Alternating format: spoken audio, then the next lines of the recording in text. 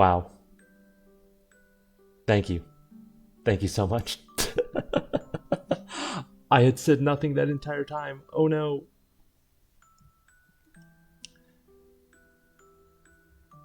Oh, if this was not another one of those zero viewer streams, I would have uploaded a video with no talking.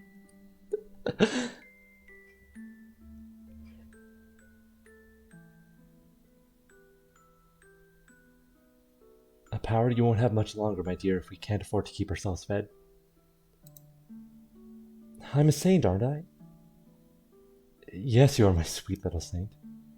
God will not forsake his saint. No matter how difficult it may get, he will always provide me a way to continue doing his work. And you're the mother of that saint, aren't you? Yes, that's right. I conceived you untainted by the hands of a man. Then you must respect his will as well, mother. It must be our highest priority. You're right. I was wrong, my dear saint. Mother? You agreed with me. You said I was right. So why are you taking money from that man? Mother! Mother looks over the strange man as strange man shoved me into a carriage.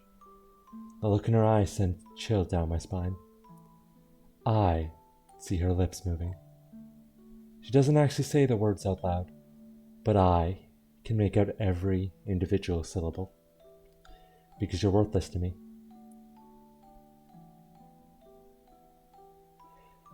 Welcome, daughter of God. You'll be performing miracles for me now. And if you cooperate, I can guarantee you'll live more than comfortably. Miracles are not something we perform for one single person's benefit. What? Miracles are not magic or parlor tricks. They're a precious gift granted to me by my Father in heaven. Using his power for personal gratification is a grave sin. I will do no such thing. I entreat you to think long and hard about your actions. Do away with such selfish desires and dedicate yourself to helping the people. The power you have been given was bestowed to you upon you by the hand of God. It is not your power. He is merely allowing you to make use of it for a short time. Pride is a sin. Please consider how you conduct yourself. You're an ignorant, insolent child, aren't you? I bought you. You're my property. You have no right to an opinion. That is not my opinion. That is the way of the world as God. Silence, you're not here to talk. You're here to perform miracles for me and my guests. As I've already told you, I will do no such thing. What you will or will not do is my decision, not yours. The Lord says with a sickening laugh and then grabs me by the hair and knocks me to the floor. I beg him to stop, but he isn't listening to a word I say. Cheers to saint's blood and good fortune to all. I stare vaguely at the crowd gathered for the Lord's blood feast. Every time he has guests, he throws another party, and every time he slices another part of my arms or legs open. It isn't long before they're an unsightly web of crisscrossing scars. The Lord sometimes has trouble deciding where to cut, but not out of any sense of sympathy for me. He simply thinks drawing blood from an untouched area of my body will make it more effective. The Lord strips me bare. Perhaps I'll use your stomach today, Saint. I should be able to get some nice pure blood from there. Stop this, can you not comprehend that what you're doing is an affront to God, to the Lord? I'm free to do as I wish with my property. Saint or not, you're no different than any of my slaves. The Lord is greatly displeased with your actions. Then use your miracle power to deliver divine punishment on me. Go on. You can't do it, can you? Your soul will be punished. You may not see the effects now, but you will pay for your sins one day. You're not as threatening as you think you are, buck naked hero. Don't give me that look, girl. I have no interest in taking that from you. You'd be lucky to find anyone willing to lay with a girl covered in disgusting scars. All I can do is wait and endure day after day of torture and shame, of the Lord searching for new places to stick his knife.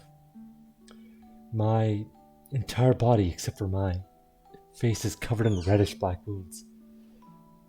Someone, anyone, help me. Get me out of here. Please, someone.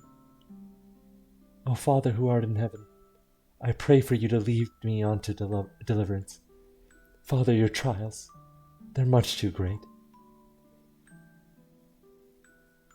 Morgana. That was much clearer than the first time I saw it. Everything she felt, her struggling, her sincerity, her pain, and her voice. It felt almost as though I was the one going through it all. The Lord. I can understand why Morgana would bear such a powerful grudge against him, considering everything he did to her. Why would he do it, though? Is there some other reason, some explanation for his actions? I'm thoroughly exhausted, like I've spent the last several months having my blood drained again and again. My limbs feel like they have boulders tied to them. Just trying to get to my feet makes me dizzy. Ugh. So cold. She's probably waiting for me by now. I should get going.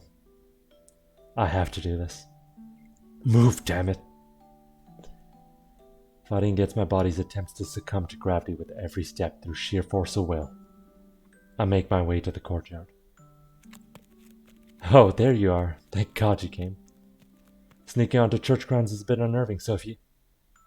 Are you alright? You look like you just came back from the dead. I'm fine. Thank you for coming. Now to continue our conversation from yesterday. Whoa, slow down. Who do you think you're convincing? You look about as fine as a fucking corpse. If you're not feeling well, we could always do this some other time. And whoa, what happened to your hand? It's a minor injury. Nothing of any significance. Seriously, who the fuck do you think you're convincing, man? I can get around just fine without a few fingers. You gotta take yourself into consideration too. You can only run on broad determination for so long. Imagine how it makes me feel for a second. You're asking to talk and showing up looking like that. If you want to get anything done, you gotta take care of yourself first. Head on back to your room and rest. Let's do this some other day, okay? When you're feeling... I don't have that kind of time. Noon tomorrow, that's my deadline. I have to take care of everything before then. I know damn well what condition I'm in. But that doesn't change what I need to do. If I don't, I can't save Morgana. I can't get Giselle back. That makes it all the more important you get your rest. And when do you suggest I do that exactly?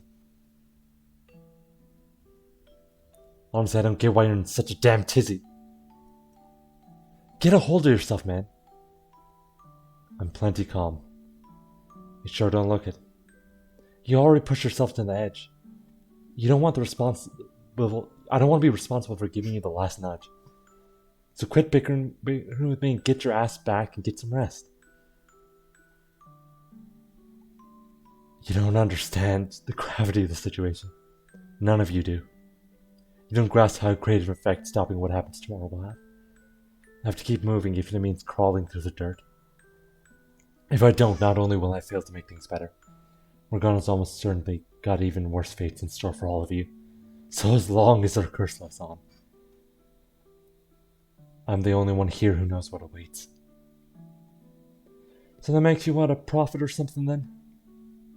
Not exactly, no. But in terms of this time period, that'd be the most apt description.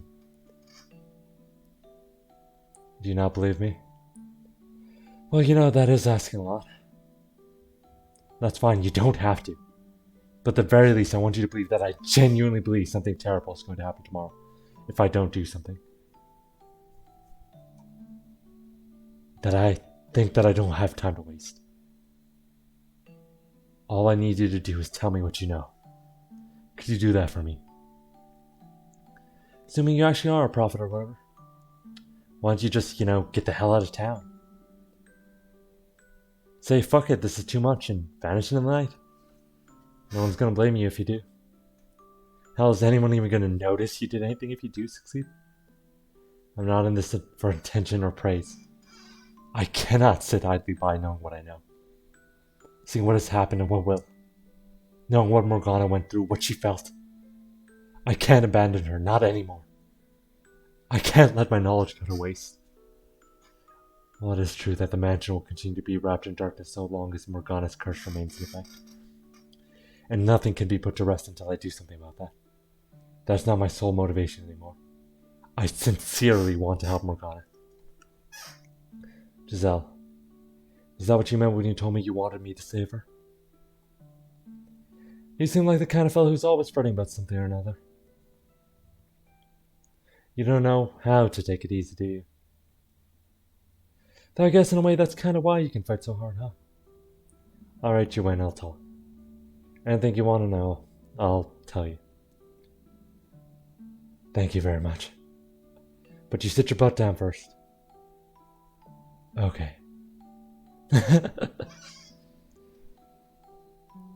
Morgana said that? She did. She described her 3 years there as one of her brightest periods of her life. Who'd have thought? Damn, that's kind of really great to hear. Did she never tell you how she felt? She never really made much of an attempt to be part of the group. It was like she had these colossal walls all around her. I can see that. Yeah, so I was kind of felt like I never knew if she was I was sticking my nose in too far or not, you know? She appreciated what you and the other woman did for her. After the raid 4 years ago, she ended up in the hands of a slave trader. As she was being transported, she said this with tears in her eyes. I'm sad because I didn't get the chance to show my gratitude to the people very dear to me. Well, damn. So is that, absolutely 100% exactly what she said? You're not just pulling it out of your ass, are you? Those were her exact words, yes. As hard as it may be to believe. No, I believe you. I'm just surprised is all. I mean, just... Wow, yeah. If I'd known that was how she felt, maybe I could have been a little friendlier with her.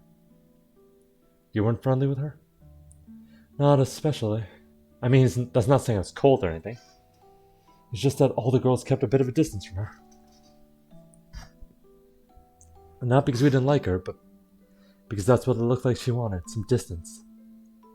None of us were really cut out for the caretaker gig. As much as we'd love to be some kind of mother figure for her, we just didn't have it in us. Who was closest to her? He's dead. The slave. Huh, what's this about a slave? There was a young man, a slave who participated in the revolt at the Lord's Manor who saved Morgana's life. Yeah, that's the guy. He was the closest of any of us to her, or at least he gave her the most attention. And he's 6 feet under. That's unfortunate. What can you do? People come and go, that's just the way of things. I thought that maybe if he were still alive, that would improve her chances of saving Morgana. Improve her chances? There's only one way about it. We smash the Lord's fucking skull in and take his key. That's not an option. Doing that will not alleviate her hatred. Would you be willing to accompany us when we go into the observation tower? Me? Why? I want you to be there to say something to her. I'll say whatever you want me to say once you've gotten her out of the tower. Don't you think being able to hear the voice of someone she cares for when she's finally set free would do more to pull her out of the darkness than anything else? That's all the more reason it can't be me. Why not? Like I've been saying, I was never that tight with her. I kept my distance. I can't do anything, not with the reasons you've given me for why she's so full of hatred. I have no other option, though. Actually, while I doubt this will do much in the way of getting rid of her grudge, there is something I was supposed to give her, but never got the chance. Oh? It's nothing special, just a rinky-dink little necklace, but if you get the chance, would you mind giving it to her? If anyone, that should come from you. It's not from me. It's supposed to be from the slave. He got it for her as a birthday present, but that was the day the brothel got raided. So yeah, that's the story. Make sure she gets it, would you? I will. Thanks, man. Well, now that's out the way, I should split. Best of... There you are. You weren't in your room. I was worried sick. What are you two doing out here? You're going to talk to the Lord tonight, right? So, there's a chance you might be able to set the saints free. No way I'm going to miss that. That's why you're here? That and to say goodbye. I want for them to make reparations as soon as the girl's released. Do you feel the same way, Nellie? If Mel tells me what he wants to, then I won't stop him. But he was threatened, so if it's possible, I don't think there's any need for him to rush to be punished. I don't want to lose my brother. Surely there are other ways he can atone. That's reasonable. I do feel guilty about what he was put through. It's not your fault what he did. Anyway, I'm really anxious about tonight, but I'm sure it'll turn out all fine. You'll make it work, won't you, dearest Michelle? I'll do my best. Oh, come on, you gotta act confident.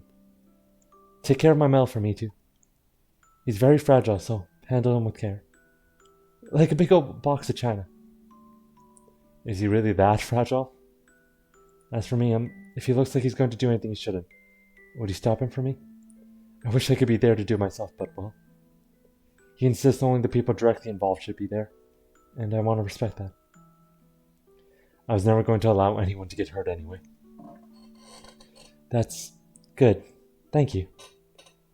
He and the Lord may have caused that girl a great deal of pain, but I don't want to get anyone else to get hurt. Some people deserve it, and I say let them have it. Now, Maria, don't be like that. You're the weird one, Little Miss Perfect. Going around letting everyone off the hook for everything, and the whole damn world's gonna come falling down around you. He did what he did for me, though. And the Lord, he's only in it for his own profit. As much as he says it benefits the city, it comes back around to his own pockets.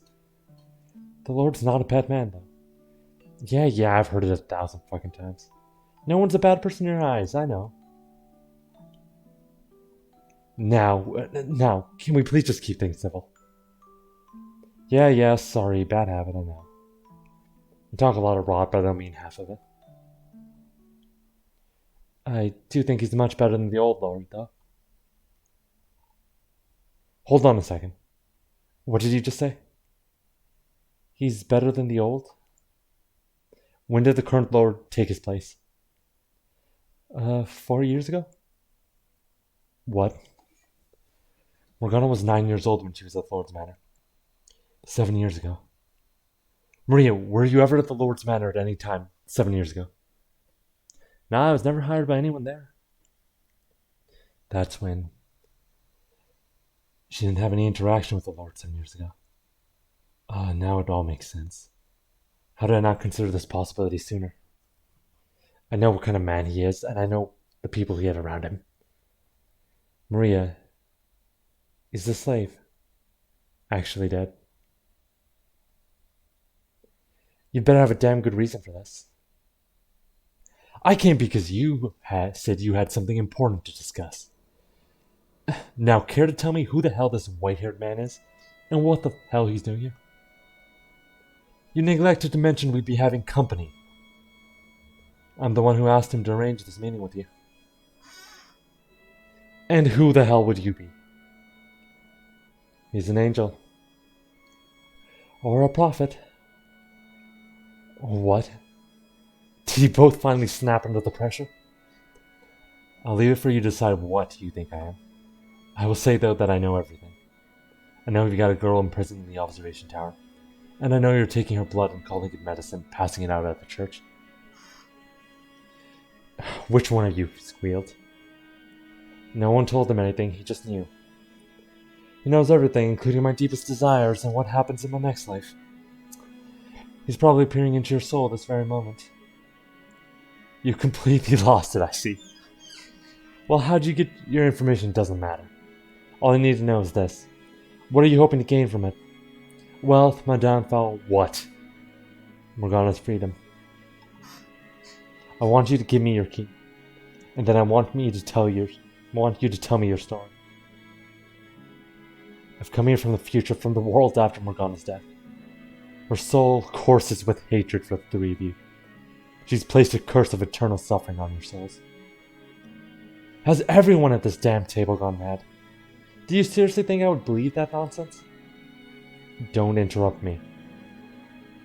My objective is not so much to rescue Morgana's physical body from the tower, but to save her soul from an eternity of loathing. I can't achieve that on my own, however, because I'm not from this time. I have no direct interaction with her or anyone else here until just recently. In order to make her have a change of heart, I need to gather the truth from the people who are from this time. And I suspect that you hold the last piece of the puzzle. The biggest piece. That you have a far deeper connection with Morgana than anyone else here. No, I'm all but certain of it now. Your perspective is crucial to accomplishing my goal. Tell me your whole story, please. How you ended up capturing and imprisoning Morgana. What you thought and felt along the way. Your truth will get through to her, I know it. That will be the turning point in all of this.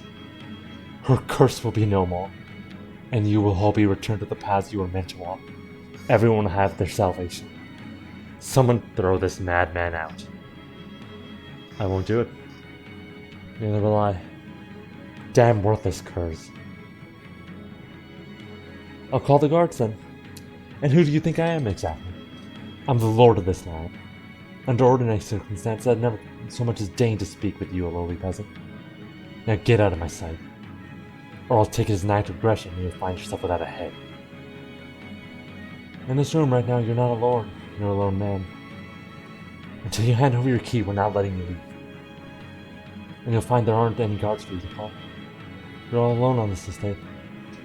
Your preoccupation with staying out of sight played right into our hands. Accept your defeat, Lord. We've already agreed to set the witch free.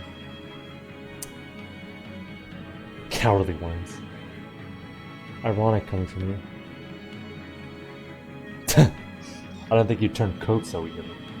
But not in your kid sister or anything too, I take it. Well, we were only working for you. We never felt any sort of allegiance to you. All that you found out what one has to gain or lose is far more reserved than uncertain, fluctuating feelings. It appeared this white-haired man shattered the foundation. How long have you been colluding with them, Kurt? Arrived in this era 2 days ago. What? 2 days? In just 2 days you got these worms dancing for you. They're not dancing for me. I merely spoke with them and they listened. You're a disturbed man. You couldn't possibly have won these two over in a mere 2 days. He's no ordinary man. As we've said, he knew everything. While I was talking to him, it felt like he was looking directly into my soul. He's definitely an unusual one, yeah? It felt like he's known me my whole life, even though he just showed up out of nowhere 2 days ago. I didn't believe what he was saying at first. But he knew things he couldn't possibly know. My secret wish, something I never told anyone before. I don't know what kind of tricks you're playing, but now I know why I've seen you around. You've been looking around the city for longer, sticking your nose where it doesn't belong. I would have taken notice sooner or later. I'm impressed. In only 2 days, you managed to convince both of them to betray me and set me up. I'm indeed the one in charge of this operation, so if it's the witch you're after, I'm the obvious target, yeah? And the 2 dogs there surely have some pent-up rage. So I'll take it you're going to tie me up and torture me until I tell you what you want to know. That's not a bad idea. What do you say? Give me the word and he's in ropes. Wait, we agreed we weren't getting rough. I have no interest in solving this problem with violence. We're here to uncover the truth. We need an exchange of blows, only words. By the way, how does everyone watching feel about what's going on right now? I'm sure some of you can have figured out what the big twist is. Anyway, if we're going to beat him out of him, we should have done it as soon as he walked through the door. We discussed this beforehand. We're only talking. No one's getting into any fights, physically or verbally. That's right. Well, it looks like I got no way out, so you got me. I surrender. Take my key. Go open the tower doors. That was easier than expected. Your key is not important right now. Your perspective is what I seek. Why did you make it so the lock required 3 keys? One person's more than adequate for the job. So why split it 3 ways? Is that any of your concern, Kerr? Was it because there was too much weight to bear alone? You didn't actually want to imprison Morgana, did you? Something somewhere went wrong. You backed yourself into a corner and couldn't escape. I'm done listening to you. Am I right or am I wrong, Lord? Or should I say Jacopo? Jacopo, but isn't his name Jean-Francois Barnier? That's Lord Barnier to you, you insolent child. You seem to be a bit confused. I'm the son of House Barnier, which means I'm royalty. No, you're not. I don't know how you came to start calling yourself Barnier, but there's not a drop of royal blood flowing through your veins. The slave revolt of the Lord's Manor 7 years ago. You were there, weren't you? During the revolt, you helped Morgana escape. That's right, you saved her life once. That was you. You were the slave from 7 years ago. Slave? Are you out of your goddamn mind? Me a slave? Like hell, a former slave could have become royalty. You did it, though. You went from slave to lord. Enough, I don't know who's filling that white-haired head of yours with this drivel, and I'm done listening to it. Say another word and I'll throttle you myself. Keep slandering my name, I dare you. Maria told me the slave from back then was dead. She didn't mean it literally, though. She meant he wasn't who he used to be anymore. Maria, you've been talking to her too. Because she was afraid if Morgana found out, it would only serve to throw her deeper into despair. The man who had once saved her was now responsible for keeping her imprisoned. Do your ears not work, Co? I've had enough. I need your perspective. There's more to the story, I'm certain of it. I refuse to believe you acted only for your own benefit, only to cause her pain. If you want the key so damn badly, then take it. Set the witch free, I don't give a damn. But if you say another word, I'll rip your fucking tongue out.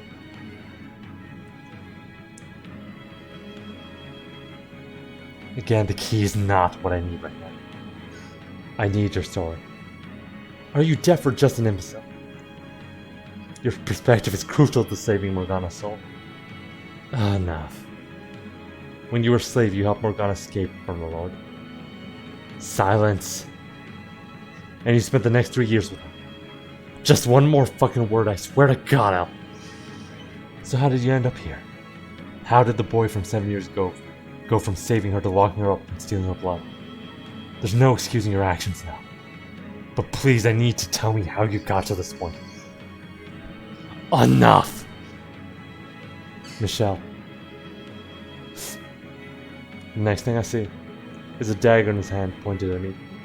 I reflexively try to push myself over the path of his charge with my dominant hand, which sends a jolt of excruciating pain up through my right arm. I'll rip your fucking head off! The Lord swings his arm up, and the necklace spills from my pocket, making a metallic clink as it hits the floor. When he sees that, his eyes goes wide for a brief moment. Of course, I'm just as slack-jawed as him. What the hell is going on? Why? How? Why am I looking at the familiar cloud of inky black darkness? There's no one to answer my question, though. And no time to think about it either. I have to make a decision right now. The Lord, dagger raised, is quickly approaching. Off to the side, the cloud of darkness is expanding. I reach into the darkness. I reach my hand into the darkness spreading from the necklace. And as soon as I do... Hello, Mosca! We're about to find out why Jacopo is even more the absolute worst who's ever been. as you rightfully know.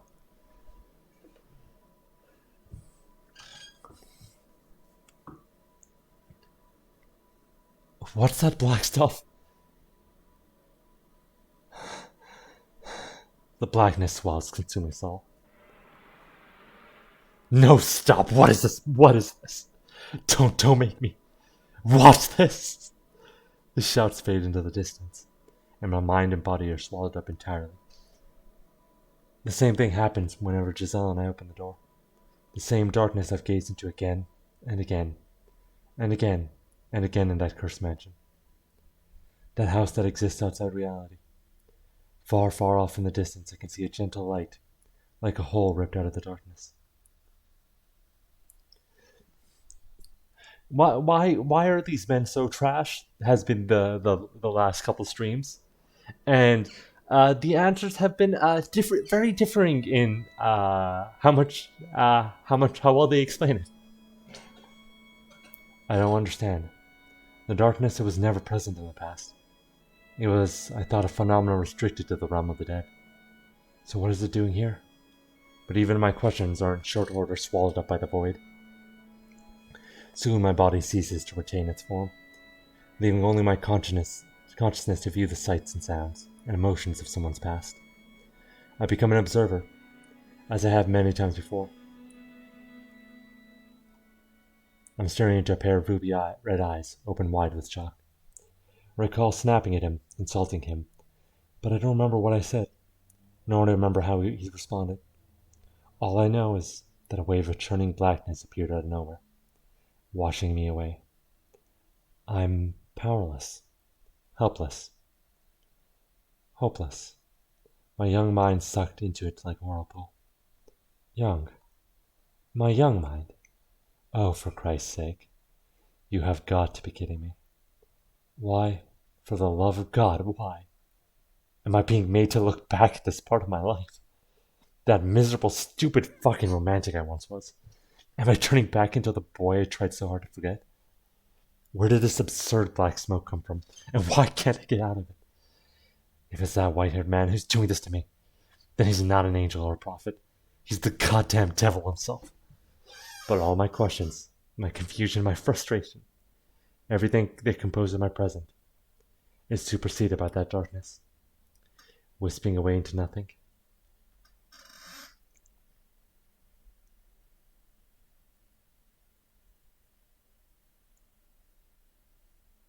To be blunt, the world's a small place. There's an unimaginable amount of it out there, but you'll only ever get to see a minuscule fraction of that. And that goes doubly so for us. The poor barely get a chance to see any of it at all. And those who are born into affluence, well, they have no idea how small our world really is. I never yearned for that world outside what I knew. I more coveted it, a splash of spite mixed in. I wanted to claw my way up the mountain, knock all those bastards down who had never seen what it was like at the bottom. If I made it high enough, I could do anything. I would have complete freedom. If that sounds like a childish fantasy to you, well, you'd be right. That's exactly what it was. And there you are. You spend so much time in the graveyard that one of these days someone's going to think you're a gravekeeper, or maybe a grave robber. I can understand a gravekeeper, but I take offense at the suggestion that I look like a grave robber. I am praying for the souls who have no one to see them off. The girl named Morgana turned around to face me. Though I'd known her for some time, I rarely ever looked her in the eyes. Her face was almost always concealed beneath a dark hood, revealing only the tip of her nose and sometimes her lips. Honestly, I don't get it. Why do you care so much? These are souls that have no one else to pray for them. At best, they may get a bit of lip service from the priest once or twice. It's our responsibility to offer a helping hand to the sick and the poor, to pray for the abandoned souls. What I don't get is why you need to pray for the dead at all. Just bags of bone. I hope you enjoy an eternity in hell, blasphemer. Hey, that was uncalled for. I'm just joking, obviously. You take black humor to a new level? Morgana gave me a curt shrug, then turned away. She never faced anyone head-on for very long, and she had a perfectly good reason for it.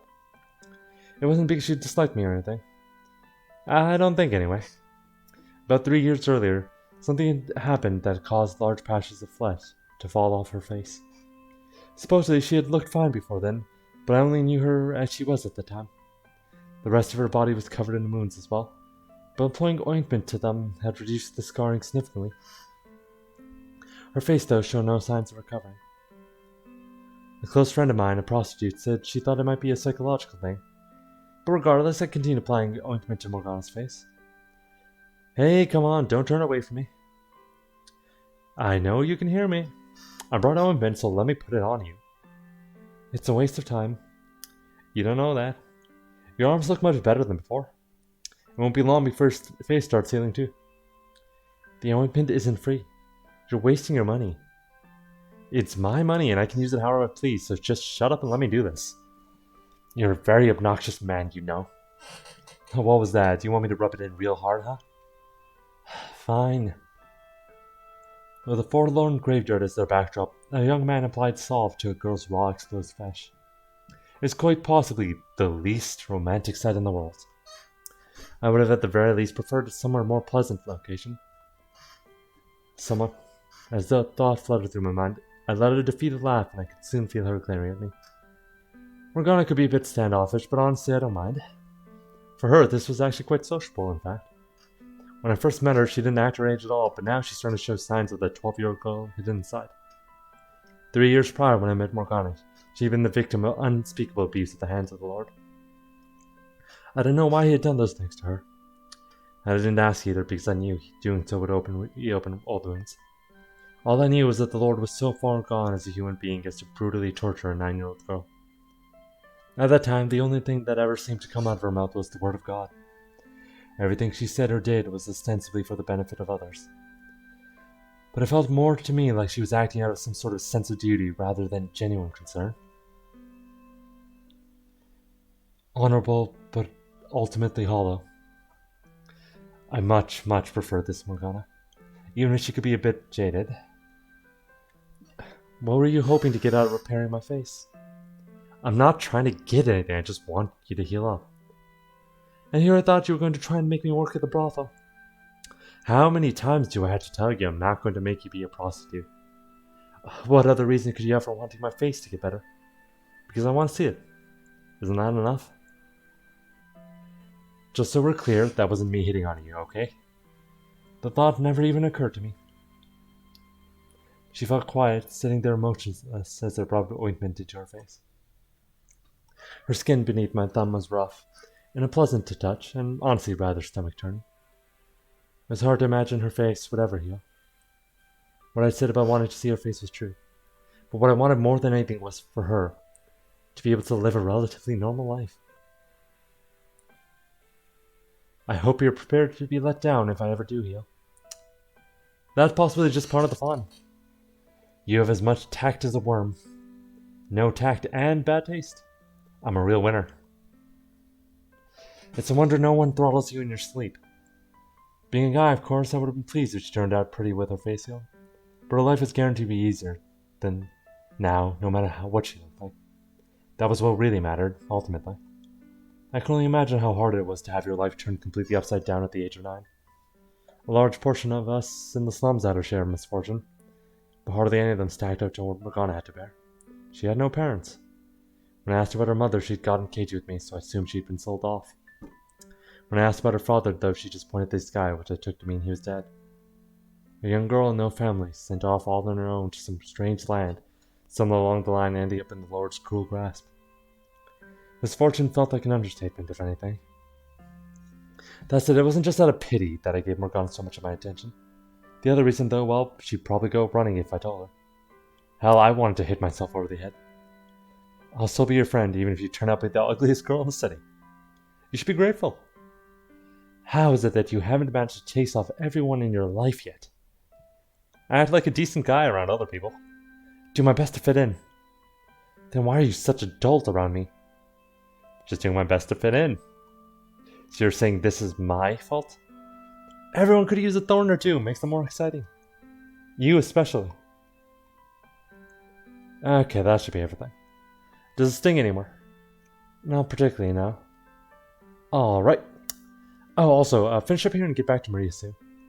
Unless you'd rather I drag you there. Why? Seriously, it's your damn birthday, that's why.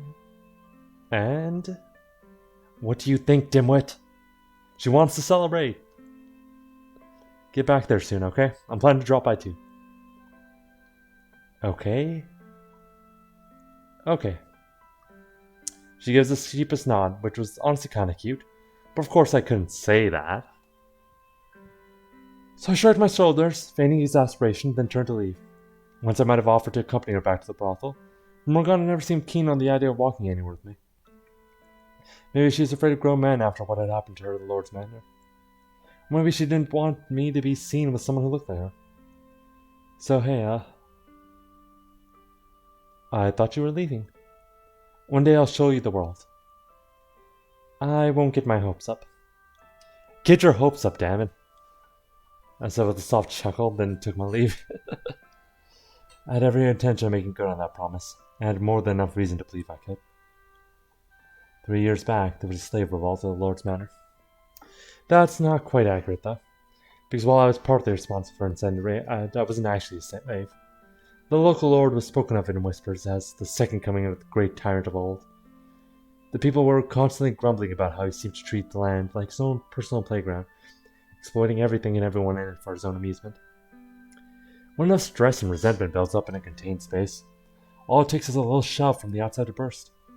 And that was our plan. Me and a number of other dissatisfied citizens gathered together to pop that bubble and give the Lord a taste of how we felt about him. With the help of a slave trader, I infiltrated the Lord's Manor.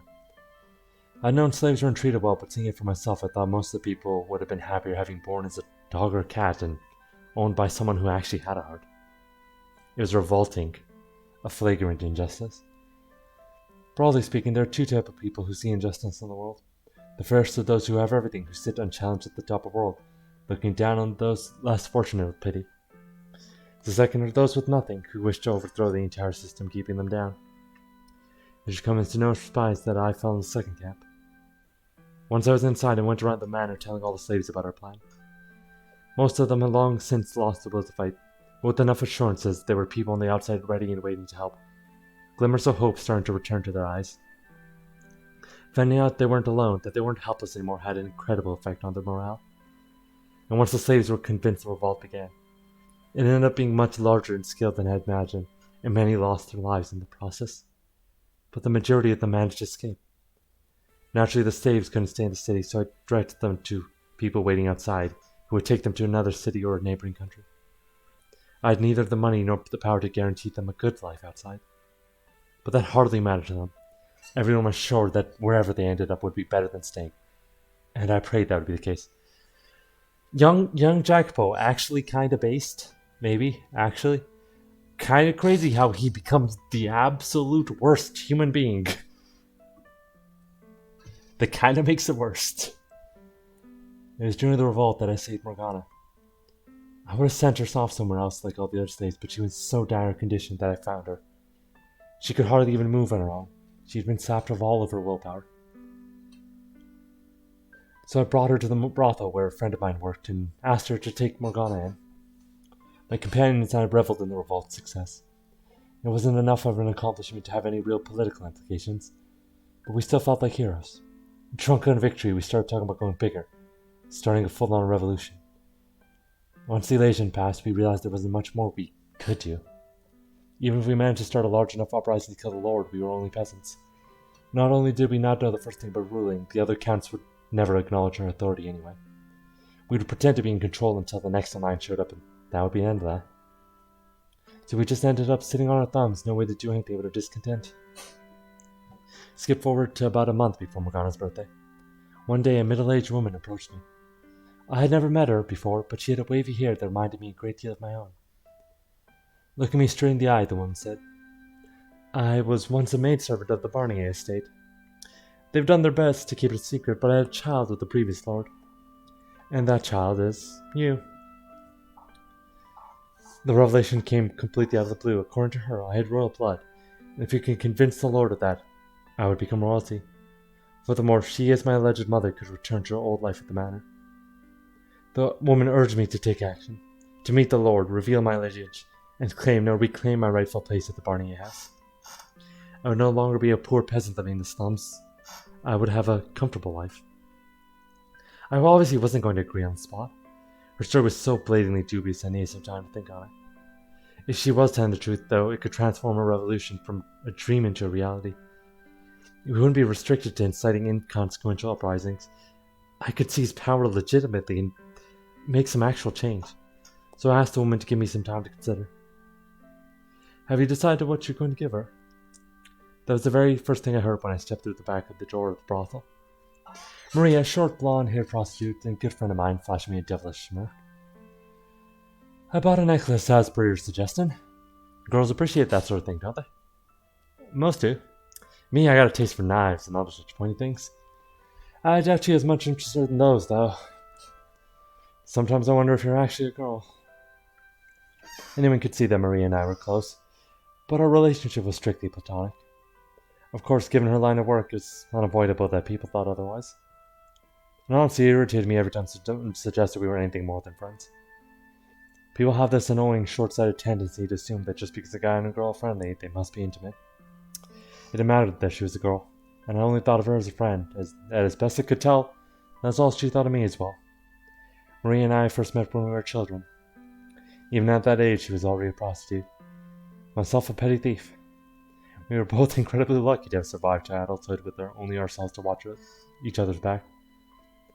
It's possibly the only reason either of us maintained the willpower to survive this long was because we had each other to bitch about life to when things got bad.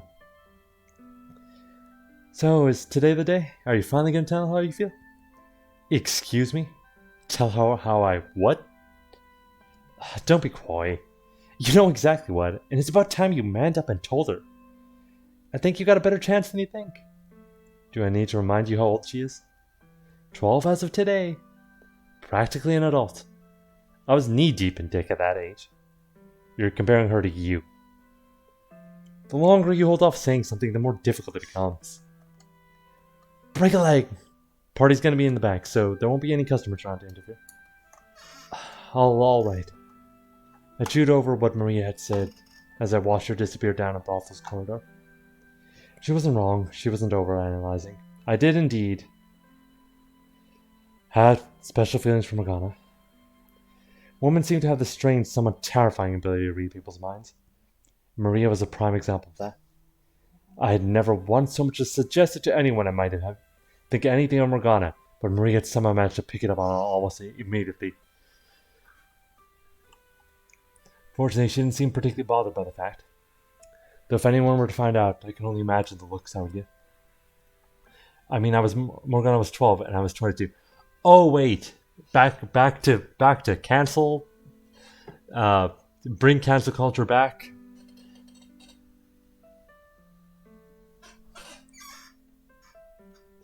That wasn't normal. I never felt this way about anyone else that young either. Any other girl Morgana's age just looked like another kid to me, so why was she any different? She was covered in scars, and every other time we met, she would tell me to go to hell. She refused to walk in with me, and no matter how much ice I broke, I could never seem to get her all the way through. Yet still, the world felt like it was just a little bit better place when I was with her. It made me want to see her smile, no matter how grotesque her face. How would I even go about saying it, assuming I actually did? Even your face hasn't healed in 4 years. I'll take you as my lifetime partner, Morgana. God, no, that's terrible. There has to be another way, better way to put it. Now I was getting stressed out, and it was all thanks to Maria. This was supposed to be a day of celebration, not of fretting over stupid personal matters. Not long after I arrived at the brothel and made my way to the back room, Maria and a handful of other unoccupied girls showed up. Morgana, who was supposed to be the guest of honor, was even more reticent than usual. The prostitutes chattered among themselves about work and unabashedly graphic detail, trading info on which customers were good and which were bad. All the while, Morgana looking incredibly uncomfortable. You guys think you could maybe change the subject? Like we have anything else to talk about. Making the birthday girl want to hide in the corner defeats the whole purpose, don't you think? Oh, no, don't mind me. I don't have anything I want to talk about, Morgana said almost in a whisper, her head downturned. At least eat something then. The cookies are barely sweet and dry as rocks, but they're edible. Jackapook, you little bitch. You got some stones to shit-talk my cookies to my face. Stop it, Maria. Stop throwing things at me. The other girls cackled as Maria and I bickered. Hoping it might have elicited a reaction from Morgana as well, I snapped a glance over to her, but she remained expressionless. You are right about one thing, though. This is Morgana's day. So let's change the subject, Maria said with a little laugh, having hurled everything within arm's reach of me. Like I said, I don't have anything to talk about. Sure you do, you just have to look a little harder. Not saying you have to reminisce for us, but it can be anything. Let's see, here's an idea. Are there any guys you got your eyes on? I spewed my tea all over the table. There is. And then I started choking. What? Seriously? Holy shit. Who is it? Tell me who the lucky guy. Who's the lucky guy? God. Everyone fell silent. Maria gave me a sympathetic look, and I knew exactly what she wanted to say. Sorry, kid, you ain't got nothing on God. Fucking asshole. If you're gonna dream, dream big, right? Yeah, I get what you're coming from, pining after the all-powerful, all-knowing God. I'm with you. You bald-faced liar. The grass may be a hell of a lot greener up there, but it's a bit far, don't you think? You're better off settling for the weeds down here. Did she imply I'm a weed? Maria looked over and gave a wide grin at the sight of me grinding my teeth and continued. Say, the young man over... Wait, stop right there. Don't say another word. Woof, see me in my big mouth. I almost did your job for you. God damn it, Maria. This was not good. Like hell I was going to let her corner me into staying it here. I stole a glass of Morgana, but her gaze was locked on her knees. I couldn't see what, if any kind of reaction she was having. Morgana, what she's trying to say is that I have to go. What? I have to go to the bathroom? Sure. Morgana got up from her chair and left the room in silence. Imagine I was making a rather flaccid expression, because as soon as Morgana was gone, Maria began to cackle like a madwoman. My reply was the nearest object, courtesy of my throwing arm. Loser! How hard is it to just say it? It would have been easier if you hadn't cornered me like that. You think I believe you would have done it without a little nudge? I would have, eventually. Eventually ain't gonna cut it. Now's the right time. Don't worry, me and the girls will make fun of you for getting your rocks off the little girls. That's not the reason I like her. Besides, I would have waited these 4 years before. Doesn't mean you can't tell her now. They could do wonders, really. She's, well, so I think knowing someone cares about her will lighten the load a bit. When she comes back, give her a necklace and tell her how you feel. And if she turns you down, we can all have a good laugh about it. Maria and a few other girls chuckled.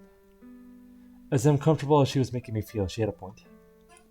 Regardless of whether Morgana reciprocated my feelings or not, there's a good chance that just putting them out there would help in breaking down the walls she had built in her heart. Maybe one day, I would actually be able to see her smile. I'll do it, I'll tell her. It didn't matter if I came out looking like a loser. It didn't matter if Morgana wasn't interested in me that way. What mattered was that she knew someone accepted her regardless of her appearance or the things she'd been through. And if by some chance there really was royal blood flowing through my veins, then I could make good on my promise to show her the world.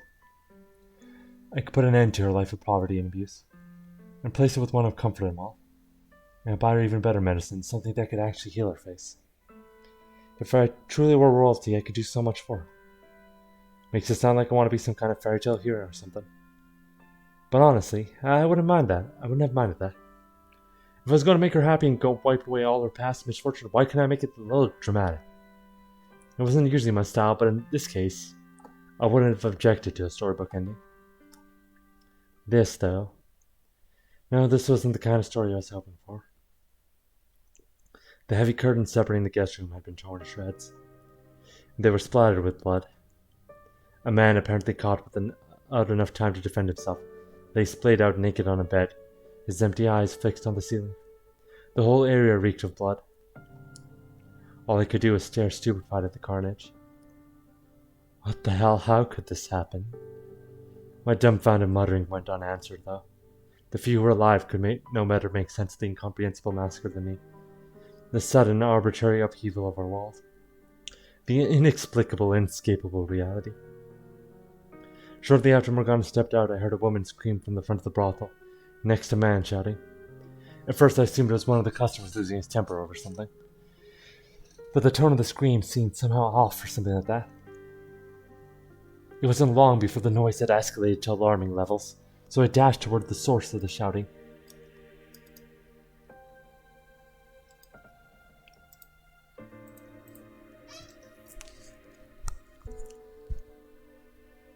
A good dozen men, bandits or maybe thieves, They seemed more organized, had raided the brothel. They slaughtered all the customers and stripped them of any valuables, and they tied up the girls, killing any who resisted. The first thought that rose to my panicked mind was that I needed to find Morgana. I needed to get her out of here no matter what. I couldn't let her birthday turn into a tragedy. She had already been through enough, and I had to make sure she didn't suffer any further. I had to make her life into something good. I searched and I searched, but there was no sign of Morgana anymore. Until suddenly something seemed to crash into me from behind, causing me to stagger. It took a few seconds for the pain to set in, which is when I looked down to see the tip of a blade sticking out of my gut. Blood streamed along the metal surface, and there were little bits of flesh caught on the edges. I turned around just in time to see a man holding it kick me away. And before I had time to process what was happening, I hit the floor and lost consciousness. If I were a hero, I could have surely eradicated all the violent intruders in the blink of an eye, saving everyone. Protected that which I wanted to protect. Not had to lose anything. But I was just a mere boy. A weak boy helpless against a few robbers. A useless boy unable to protect anyone. When I woke up, Maria was kneeling over me, sobbing, no sign of the tough, foul-mouthed girl I knew. Aside from her, there were 2 other girls also crying, leaving only 4 survivors. Apparently I wasn't dead. Looking down, I saw my bare stomach wrapped in blood-soaked bandages. The brothel lay in ruins, a bloody pile of torn bedding, clothes, and bodies. I made my way back to the front, and all I could do was stare, stupefied at the carnage. What the hell? Why?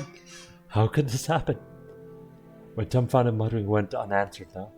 Maria stood beside me, quietly rubbing her trembling arms. Where's Morgana? I couldn't find her. Why not? I'm sorry, I looked everywhere, but I couldn't find her. I'm so sorry. I wanted to say I wasn't blaming her, but I couldn't find the words. If I had power, I could have prevented this from happening. What kind of power would I have needed, though? The physical strength to overpower the thieves? No, I need to think bigger. If I weren't a peasant, but someone of real influence and port, no one would dare stand up to me. No petty thieves would even consider a raid on me. And I wouldn't have the power to punish anyone who tried. Regardless, this would have never happened at all. I was supposed to give Morgana a good life, to show her the world, to make her smile. If only I had power. Absolute unflinching power. Power controls everything, Dante. Why do you refuse to gain power?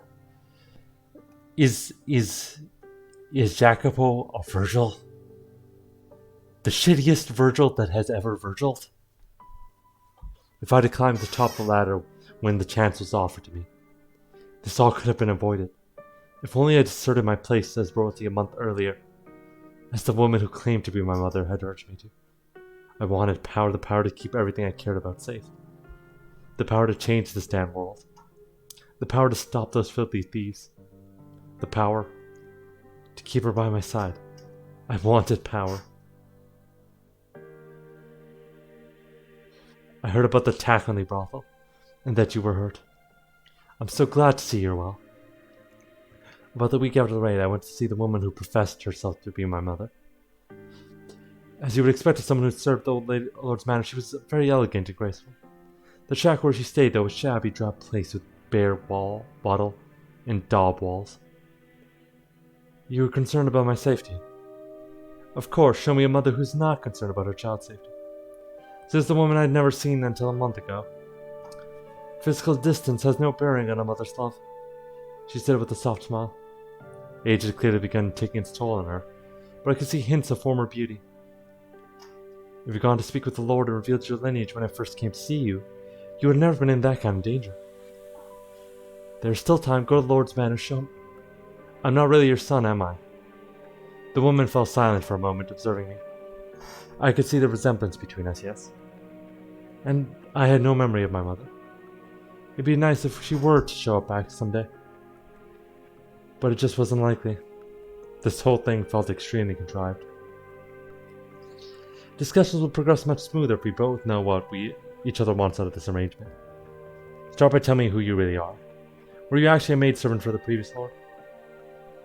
She gave a nod, then walked over to Grammy's shop and retrieved a ring that looked very much out of place. is made of gold engraved with an elaborate insignia. Look at this as the Barnier family crest. The previous lord gave me the ring as a gift. And I've kept it ever since, even after our relationship was discovered and I was chased out. I didn't sell it because I knew I was with a child. They will have no choice but to acknowledge you as a legitimate heir if you show them this ring. Why did you wait so long to come find me then? I was afraid they might kill you if I brought you in as a baby. Why were we separated? Misfortune. One day bandits came and kidnapped you. Presumably they were hired by the Barney estate because they didn't want your existence to come to light. I consider it a miracle you're still alive. I can only imagine the stern look on my face as I listened to this woman speak. Part of me did indeed want to take everything she said as true. I wanted to believe I was someone important, but I couldn't convince myself I had anything other than a commoner's blood running through my veins. It would appear you've done your research.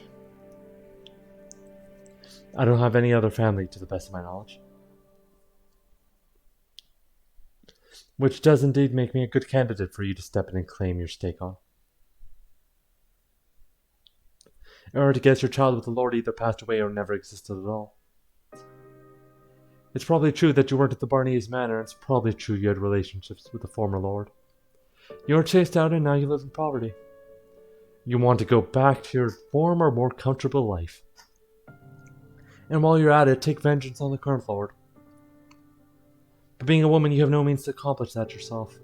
So you came up with the idea of using a fake son. If your child were still alive, he would be right about my age, wouldn't he?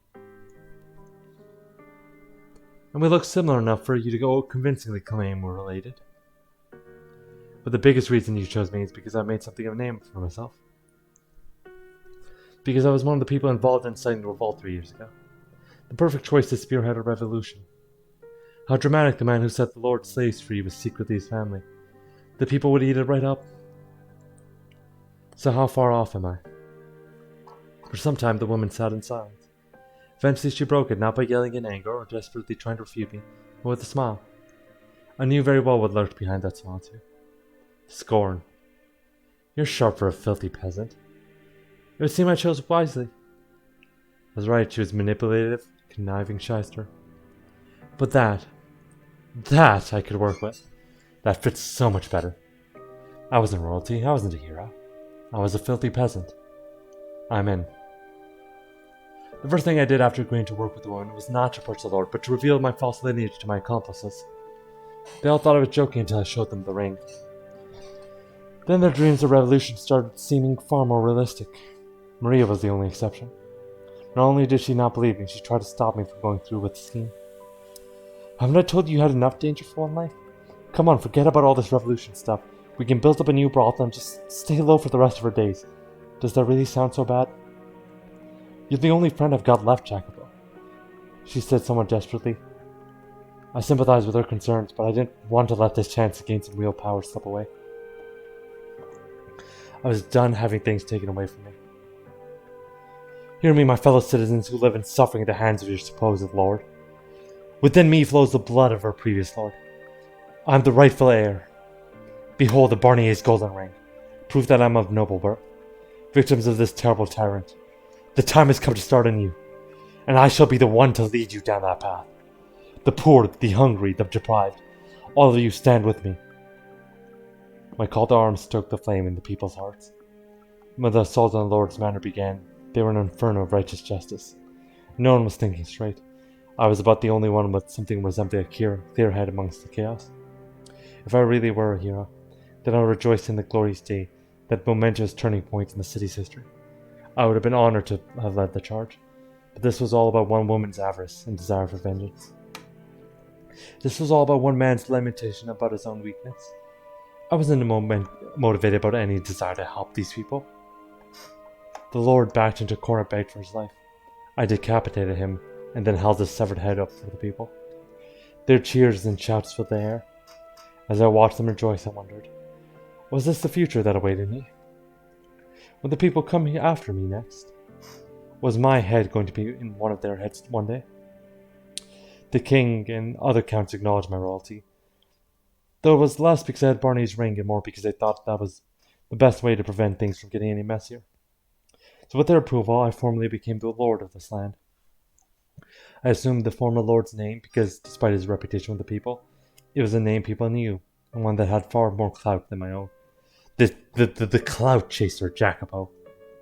And just like that, my long-term dream of power had come true. That said, simply becoming lord didn't mean everything had fallen neatly into place. Many families accused me of acquiring my net rank illegitimately. They waited fangs bared for me to slip up. They even tried to set me up on more than one occasion. I couldn't trust anyone. On top of that, if I took too long making the improvements I had promised the people, they would start saying I was just as much a tyrant as the previous lord. There were only so much I could do at once, though, especially with my hands so full of fending off vulturous nobles. Exhaustion soon began to set in. This wasn't the world I was looking for. The one I wanted to show Morgana.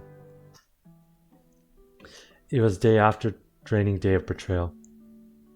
Constantly having to look over my shoulders, fighting to meet unrealistic expectations. I was trying to lose sight of who I was as a person. I couldn't let anyone see me looking weak. They would see it as an opportunity to take advantage of me.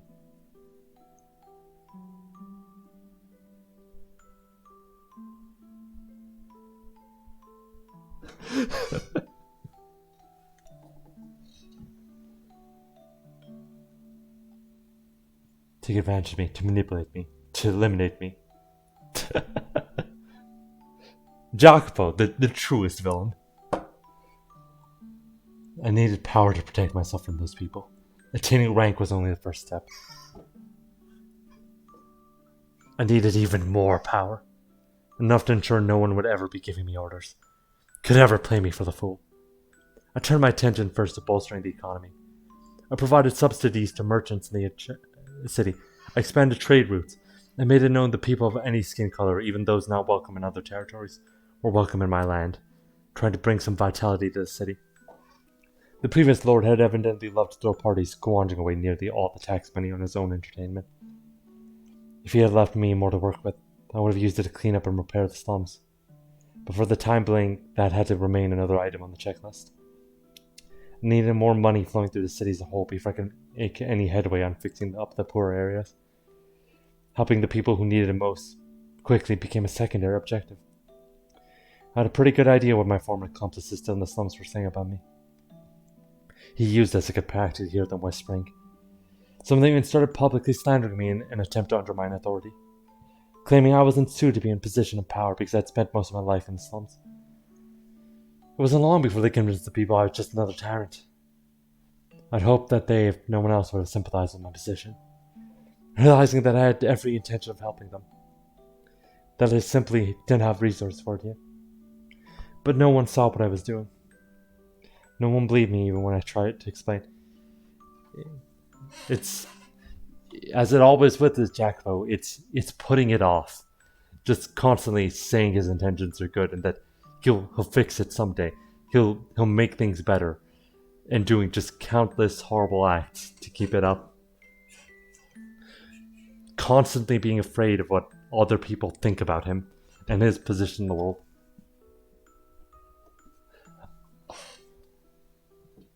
All the while just making everything so much more awful, so much more worse. In one case, I invited an old companion to my manor to discuss matters, but the meeting only turned into an attempt on my life. Having absolutely no one I could trust, no one I could call an ally, hit me a lot harder than I had expected. It twisted my world beyond recognition. I had no need for sympathy. I couldn't show care for anyone, otherwise someone would inevitably use it against me. Old friends and strangers alike. In fact, those who knew me best. Those who were aware of where I had come from and what I had been through were the ones who had fought the hardest to tear me down. Rules needed to be created. Punishments established. I couldn't allow anyone to take this power from me. Anyone who so much as suggested I had come from the slums. Anyone who dared disrespect me. And also, that little... They'll understand. They'll know that I have everyone's best interest, that I care for them, that I'll fix things. I'm doing good. The little pittance I give are so much. Maria, you can come work for me as my servant. You can live in that way. I had to be eliminated. All threats exterminate before they could reach me. Somewhere along the line, I had lost sight of my original dream. Lost all my desire to do right by the people I cared about. Hell, I didn't have anyone to do right by anymore. Why did I need to climb to the top of the ladder? So no one could kill me. Why did I want money? So no one could mock me. Why did I want power? So no one could oppose me. 4 years passed, and I found myself in a very, very distant place. Miracle blood sounds like a sham to me. You never know. They say the sound of her first cry brought rain to the land where she was born, saving the whole village from drought. And they say her blood has the power to cure any disease. One day a curious rumor came to my attention. The kind of whispering I wouldn't usually put much stock into. It was said that there was a witch living in a cottage by the lake. Few had ever seen her face, but they claimed she had the same voice as a girl who had supposedly performed miracles 7 years earlier in a faraway village. The people loved their stories of heroes and miracles. And if I could sow some support for the churches, then maybe people would stop complaining I was focusing too much on the economy. So I devised a plot to capture the witch and make use of her miracle blood. I would establish a new church, have it run by the nun of the city. Had been fawning over for some time. They called her the Saintess. There I would take the witch's blood and call it a miracle medicine, distributing it in exchange for tithes, which the people certainly would come for in droves. And if the blood somehow did have plush powers, that would make the scheme that much more effective. I'll worry about the veracity of the rules later. Right now, all I want for you is to capture her and bring her to me. I was too busy to handle capturing the witch myself, so I went with and found someone to handle it for me. He was a former slave who had several years back massacred an entire carriage of slaves and slave traders, transporting them. Obviously not an upstanding citizen, but there was very little doubt he would have any trouble apprehending a single witch. The biggest reason I chose him, though, was because he was enamored with the nun. Honestly, I thought it was hilarious, a murderer falling in love with the nun. I had been expecting the man to object, but he agreed almost without hesitation. There was a mansion on the outskirts of the city which the previous lord had built for himself, and gone unused since his death. It was there I decided to keep the witch, and it was there I decided to establish the church. The nun would have ample space there to provide temporary shelter to the sick and needy. I thought, but what little remained of my conscience, that I was doing the right thing. If one witch, probably an old woman, was all it cost to accomplish such good, then a worthy sacrifice it was. In the ideal world, it wouldn't matter young or old. A human being was an unacceptable price for anything. But this was far from an ideal world. So I decided that taking what little remained of this woman's life was the best, no, the only acceptable course of action. She would probably despise me for it, but I would gladly accept her hatred in exchange for the benefits of her blood would bring the city. It's our responsibility to offer a helping hand to the sick and the poor, to pray for the abandoned souls. Morgana's word from years back popped into my head. I believe that as aggressive and self-centered, as utterly lacking compassion as my methods may have been, I was following that mantra. I was offering a helping hand to the people who needed it, in the only way I knew how. I wasn't so dense as to think she would approve of me making an old woman pay the price for my charity, though. Doing this made me no better than a thug. But everything has a price. For every extravagant feast held by a dozen people go the night without food. That's simply the way of the world. I was no god. I was no saint. I had blood on my hands. I was a villain. I knew no way to accomplish good without doing bad.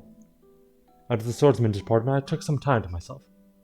I filled a goblet with water, smelled it, then gave a bit to my pet dog before gulping down the rest of it. Are you still out there somewhere, Morgana? What would you think of me if you saw me what I had become? Several days later, originally planned, the swordsman finally arrived at the mansion. I'd chosen the observation tower on the grounds for the witch's prison, and it was there I waited for him. He showed up with a burlap sack swung over his shoulder, setting it down on the ground, saying, "There's your witch." I could only hear muffled grunting from inside the sack.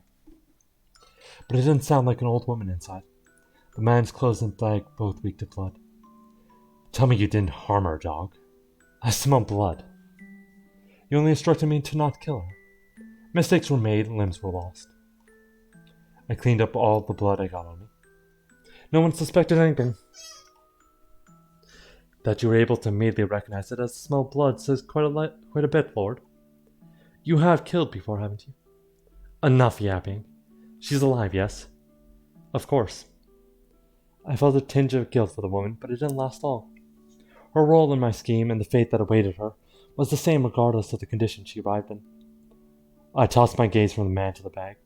He crouched down, tongue-tied, revealing a young girl, with one arm severed. As soon as I saw her, I knew exactly who the girl was. But why? What was she doing in the bag? Why was she the lakeside witch? What was she doing here? Why was she so pale and shaking? Why had I ordered her captured?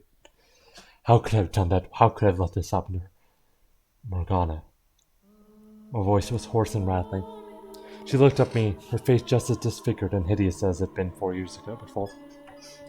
My mind flashed back to her birthday, to when I had considered offering to take her as my lifetime partner, if her face had healed in a 4 years' time.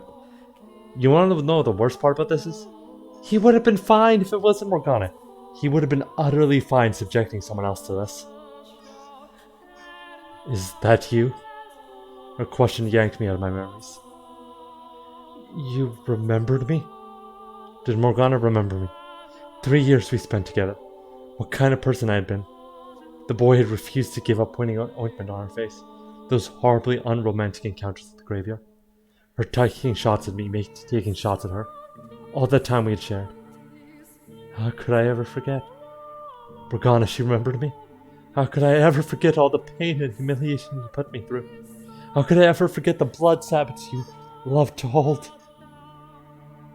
What was she talking about? Haven't had enough, have you? Leaving scars on every inch of my body wasn't enough for you. You haven't had your fill of my blood. No, that wasn't me. I was the one who tried to heal those wounds.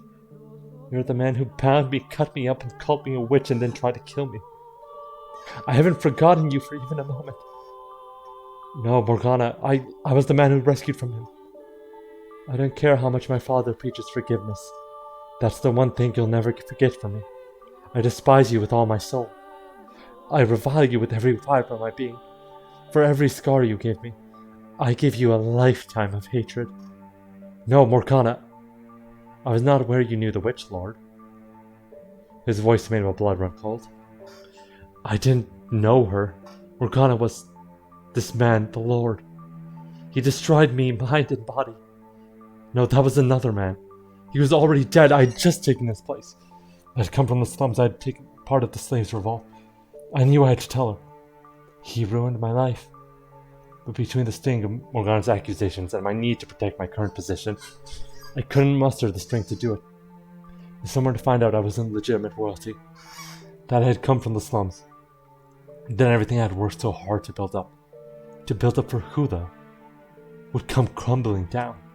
Do I really think it hasn't already? All I had left was my power, my rank. Is that what I actually wanted? I couldn't afford to lose that too. When did I first start straying from the path? Yes, I know her. Or I knew her years ago. I see. What you want to do then, Lord? You look sick. This doesn't change anything. We lock the witch up and proceed as planned. Why? Why couldn't I tell her the truth? How? How could I keep her in prison? What had I wanted power for in the first place? Would anyone ever believe me if I said this wasn't how I wanted things to turn out?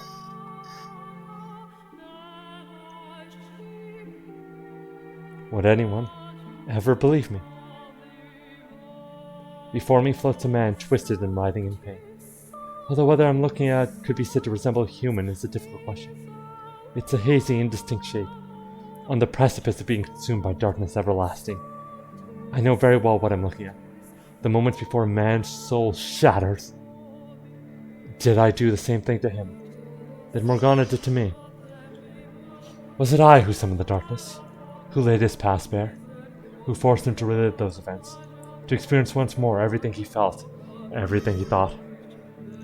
Who put him through that despair a second time? I can only imagine how he must have felt, causing someone he once cared for so much pain. The things he did are abhorrent, more than deserving a reproach. It would undoubtedly be easier for him to simply vanish into the eternal abyss. But I cannot allow that to happen. He still has work to do. His story is essential. It's almost certain Morgana still doesn't know who he really is. He needs to face her, to reveal the truth with his own words. That's the only way we're going to get her to have a change of heart. That's not all that he has to say to her either. So I must bring him back, pull him out of the darkness. I grab the man and bring the man by the arm and begin scouring the blackness for exit. After some time, I see a speck glistening high above, so I make my way upwards, back into the harsh light of the real world.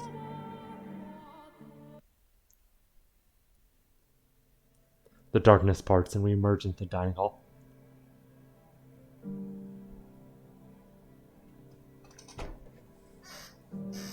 The man is still straddling me, dagger held above his head, just as he had been before our trek into the past. His eyes are open wide and his hand trembling. A few moments later, his fingers go slack, and the blade slips from his grasp, piercing the wood floor by my face. I think the problem is that makes it so much worse is you could fix Jacopo and Mel and Yukimasa. They could have fixed us. They could have knocked on with it. There's a million times where they could have tried to do something, and they have the capacity for change. It just makes it so much more awful that they chose to do it regardless, and they chose to keep doing so without ever trying.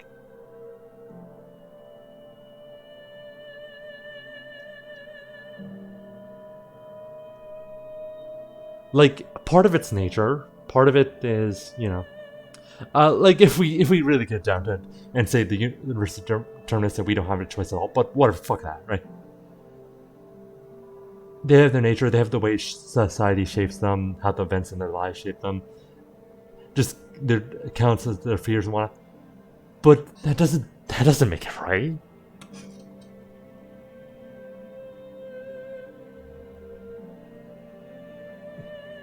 Having the power and just the way the power structures are shaped to incentivize people in power to just, keep on doing the horrific things they keep on doing.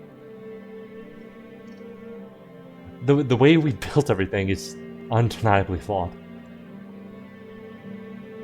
What was that? I swear I saw some kind of black cloud or something.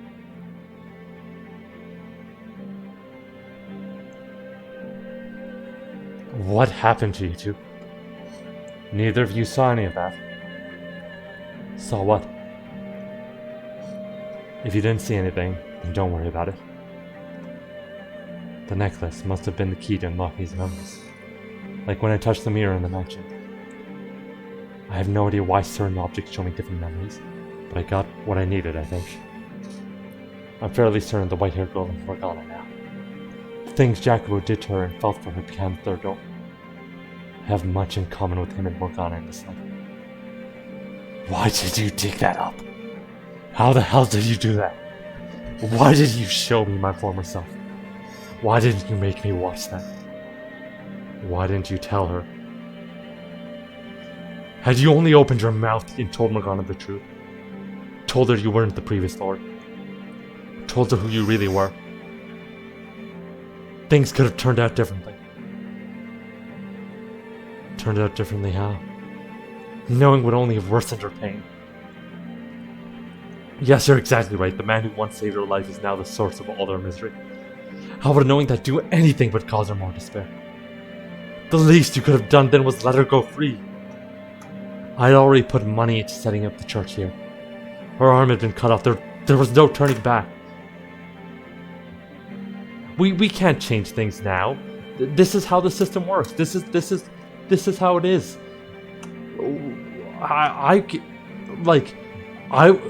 It's not fair. I won't profit. Fuck off. You can't go back from that. You could have, yes. You could have stopped then and there. Don't act like you know anything. You couldn't possibly comprehend the weight on my shoulders, you dirty peasant. You're right. I can't. I'll be damned if I want to. To hell with understanding the feelings of a man who could so easily lose sight of what mattered most for a little power. Ahead of his time. Ahead of his time, that Jacobo. Money, power, that's not what you really wanted to hold dear. So why couldn't you let go of that? Why did you have to go and let what mattered most slip through your fingers? Had you done anything, it wouldn't have come to this. I couldn't have people knowing where I came from. I needed wealth, rank. No, you didn't need any of that. Do you have any idea how much Morgana treasured her time with you and Maria? Do you know how much she described that period as one of the brightest chapters of her life? Those 3 years she spent in that brothel until it was attacked. She said that was where she learned to find joy in life. And now she would never say any of that. Why do you refuse to believe me? She never opened up to anybody. That's all just your fantasy. What do you want to see in her? You're just trying to convince me of something that was never there. No, I think he's right, my lord. I believe she did feel that way. The day I killed the carriage full of slaves 4 years ago. The girl you talked about, she was there. What, that can't... And she said this to me before I became a masker. I'm sad because I didn't get the chance to show my gratitude to people very dear to me. She was crying as she did. So that's who she was talking about. It was you. There's no way. When exactly did the brothel attack 4 years ago take place? It was the winter. I see. Winter 4 years ago is when I met the girl too. That reminds me. She mentioned something unpleasant happening to her 4 years ago during one of her conversations. She was forced to part ways with the people who taught her that humans are capable of kindness. She was talking about you.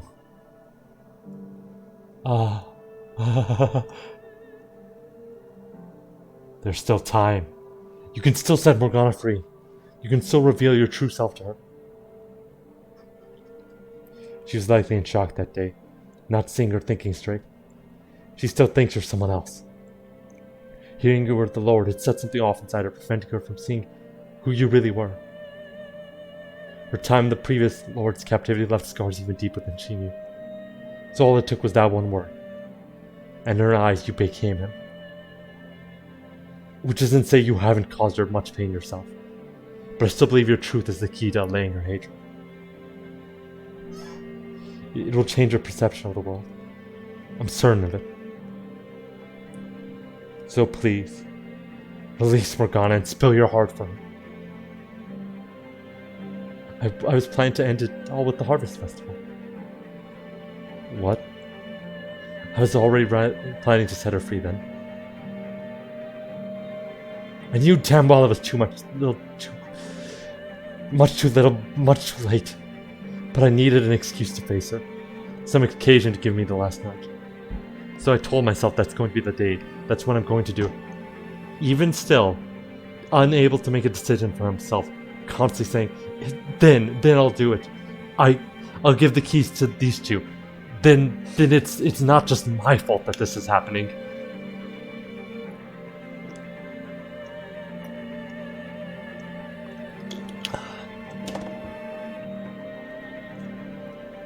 But you had to show up out of nowhere, taking up my past. Throwing all my plans out the window. You still think I'm the reason your carefully laid plans fell apart? I'll let her go during the Harvest Festival. Tomorrow she goes free. Tomorrow is too late. What difference does it make? When the bell tolls noon on the day of the Harvest Festival, Morgana dies.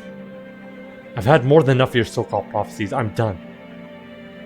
Even still, this shitter.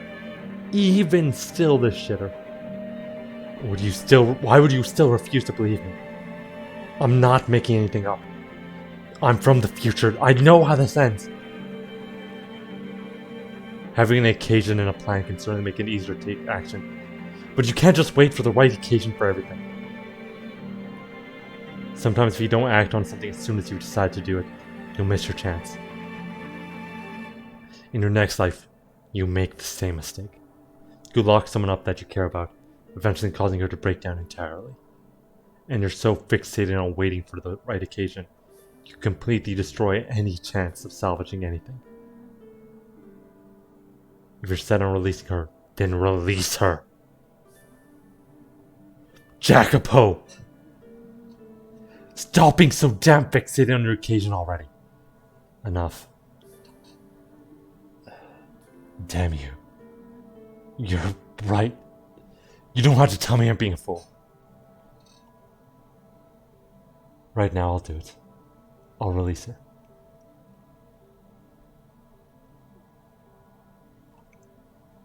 Thank you for making up your mind. I didn't make the lock require 3 keys, because the weight was too much to bear alone. It was because having others with me would force me to keep up the Lord facade, to prevent me from letting anything slip. Or maybe I was just waiting, hoping someone would betray me and make me pay. Pathetic, I know. You can have the necklace. It belongs to you. Though dead Morgana will accept it, I hope you still attempt to give it to her yourself. Will you do that? Where did you get that anyway? From Maria. I thought you would have thrown it out by now. Assume she doesn't think very highly of me. Be honest with me. She's planning to kill you. Ah. Maybe that would have been for the best. To her, I'm nothing but a power-hungry traitor. The necklace, I'll take it. Here you are. When he takes the necklace, Jacopo looks as though he's on the verge of tears. Whether from the pressure of not wanting to lose face, or simply because he's no longer able to, he doesn't actually shed any though. The other two just stand and watch him quietly. Neither of them saw the vision of his past, but they don't pry either. Our exchange was probably sufficient to give them an idea of what happened, even if they don't know the details. Clutching the necklace in one hand, Jacopo takes up the head of the procession to the observation tower. And while it lasts but for a brief moment, I see an image of a young man he used to be in his slightly slouched shoulders. They insert, the lock disengaging and the door giving a deep groan as it swings open. Beyond it, a spiral staircase extends high into the sky. Every time I've climbed these stairs, it's always been a solemn affair, and now is no different. I've succeeded, though. I've got them all here, ready to set her free before she's supposed to die. I've changed the past. Giselle. Can you hear me, Giselle? I made it in time. Now Morgana doesn't have to die tomorrow. I did it. Giselle. With me? Come on. Did you guys hear her talking behind the door? Is there someone else in there with her? There couldn't possibly be. It's only Morgana. Stay with me, please. Come on, you can't give up now. Oh, be quiet. As if you have any idea what I'm going through. Of course I do, No. Standing before the door at the top of the stairs, a chill runs down my spine. Before I have time to consider what might have caused it, my body moves on its own.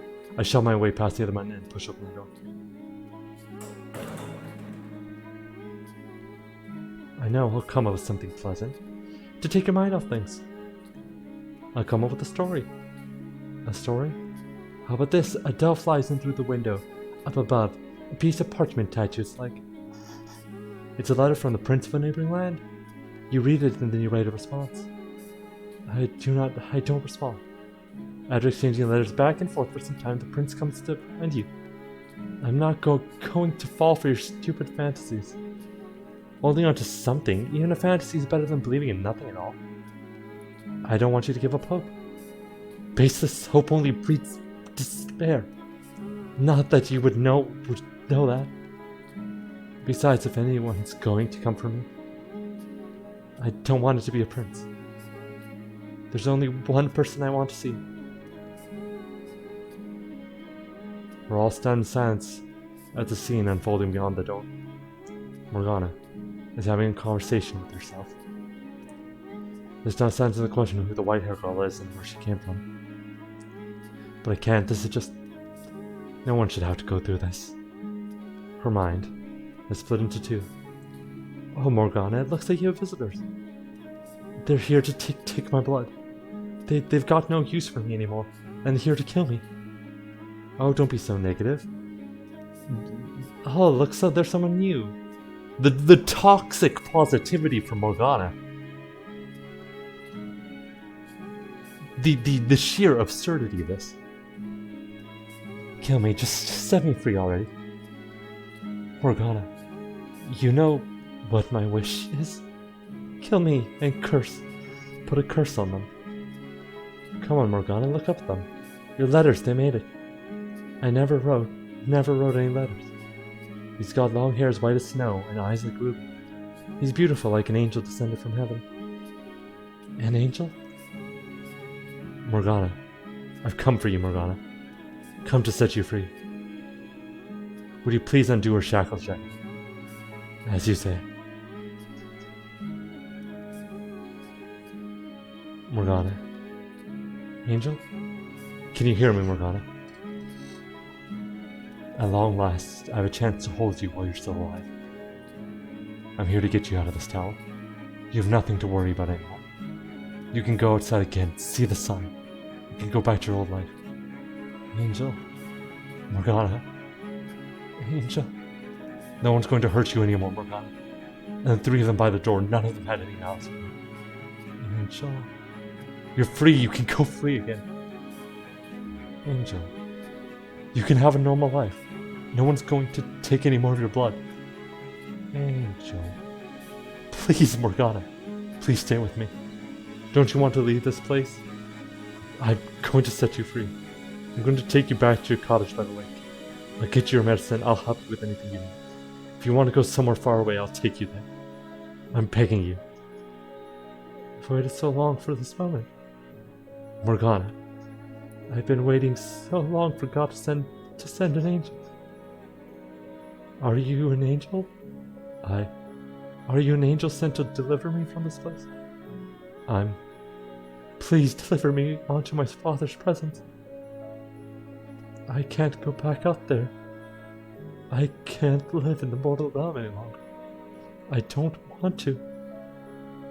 There's only one place I wish to go. O holy servant of the Lord. You're an angel, aren't you?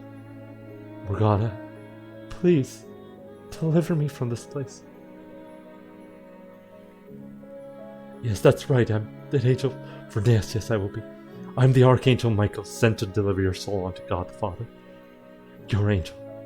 I've descended from heaven above. That's wonderful. Morgana, is he proud of me? Your Father, the Lord Almighty, is exceedingly proud of the great work you've done in His name. Thank you. It means so much to me to hear that. I couldn't be happier to be able to return with you to see him. Morgana. Morgana. Morgana! Her body goes limp in my arms, and the last of her life slips away. There should have been more than enough time to spare, but I still failed to save her life. At the very least, I hope I was able to provide her some comfort in her final moments. I'm allowed to think that, aren't I? We were too late. But why? Was she not supposed to die until... That's what you said, isn't it? That was how it was supposed to happen, right? So how could we still make it? Why didn't you do anything? Why did you just let her wither away like this? Why? Answer me! I have no answer for you. I have no idea she had deteriorated this badly. We should take her outside. Then you can atone for your sins. But first we need to take her body somewhere clean. Death does not mean you're free of pain. We need to ensure her soul can depart in peace. You won't see me objecting. You need to say now what you were going to say to her. You must let her know the truth. She's dead. What good will it do to reveal my feelings now? Are you really that dense? Of course it will do good. Her physical body may be dead, but her soul is still here, watching everything, listening to every word you say. I don't believe in souls. Well, I'm begging you to change your mind. Let Morgana hear what you have to say. Don't let her soul seethe in hatred. Please, I'm begging you. Okay, Morgana, I'm not the Lord you knew. The man who put you through that hell, I killed him. I'm the man who freed you from his grasp. I'm the man who spent the next 3 years with you. You were poor and food was scarce, let alone good food. But those were happy times. Just about every day I'd come rub ointment in your face. I'd tell you to look at me and you'd reluctantly turn away. I used to think a lot about the face you'd make when you finally gave in. And then there was Maria. I can only imagine how obnoxious you thought the two of us were when we were in the same room together. You sitting off on your alone while me and Maria go at it, not making a peep. Me always trying to peek sneak glances at you. There's so much, and I hate myself for being too weak to put any of it into words. I could apologize, but you'd forgive me. I doubt it. I doubt you do it, and I don't want you to either. I just want you to know that this isn't how I wanted things to turn out. What I wanted more than anything was to show you the world. But instead, all I managed to show you was the inside of a cold, dark tower. Not the beautiful, unimaginable wide world outside these walls, but a tiny, filthy corner of it. I did this to you. I took everything from you, when I should have given you everything. However much you hate me, I deserve every last bit of it and more. I was ready to pay with my life, if that's what you wanted. I was ready to do absolutely anything. This wasn't how I wanted things to turn out. I waited too long to bring myself to take action. Morgana, the man there, he told me you said 3 years you were with me and Maria were the brightest days of your life. Well, they were for me too. I loved you. That's everything. Did any what he just said make it through to you, Morgana? I pray with all my heart that him opening up will have even the tiniest effect on how you feel. Morgana, I also want to apologize for everything I did to hurt you. I feel terrible about it, I really do. And yeah, I know that's not enough to make up for what I did, I've done. So I want to make amends, whatever it takes. If you want me to give you my life now, I will. If you want me to spend the rest of my days paying for my sins, I can do that too. I'm an irredeemable monster and a killer. I take pleasure in hurting people. You were right to be afraid of me. I am genuinely sorry for what I did to you, though. I never wanted to see you dead. Sorry, I can't come up with anything better to say. Let's bring her outside. Would you carry her body, please? You should be the one to carry her. You're far better suited to the job. My right arm is no condition to be picking anything up. I'll help you lift her then. You said it was my word she needed to hear most, but ultimately, it was you who saved her. And me who made that necessary. She wanted to be delivered to God by the hands of an angel. So the angel here should carry her. I can't. It wouldn't be right. Please, would you do it for her? Very well. Jacob puts the necklace around Morgana's neck, and then lifts her dead body off the ground and places her on my arm. He opens the door, heading the four-man procession out of the tower as he head in. I walk to the back of the line. Each step down the tower staircase is slow and ponderous, as if weighed down by the knowledge of their sins, that they must make their way to the place where they will make their atonement. I wasn't able to prevent Morgana's death, but I was able to uncover the truth. I accomplished something. The sum of everything I did these 3 days should be enough to change her heart and change the course of their next lives. They should be able to avoid the tragedies I've witnessed in each of their doors. When we step through this door and people see Morgana's body, we won't be made to pay for our sins. Ultimately, I'm the one responsible. So the two of you are welcome to stay behind. I'm coming with you. A girl died because of the things I did. I can't just pretend it didn't have anything to do with me. No, I don't want to. I never had any intention of fleeing. You may have been the ones running the operation, but I did just as many terrible things as you. Well then. So Michelle. Yes. Fair, this is probably my last chance to say it. So, thank you for convincing me to hand over my key. For giving me the courage to open my eyes. You always had the courage within you, Mel. You simply needed a little help finding it. It wasn't my strength that allowed you to take action, but your own. You sure know how to make someone feel better about themselves.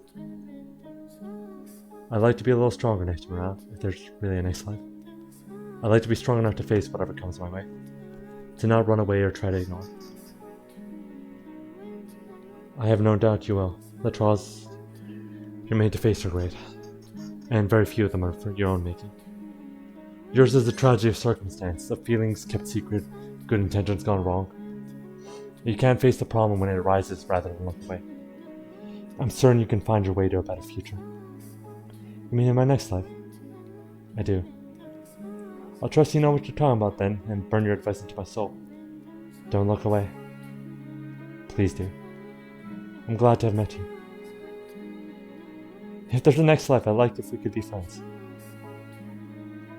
Just so you know, you'll never convince me to go around walks around a lake, or take naps out in the sun.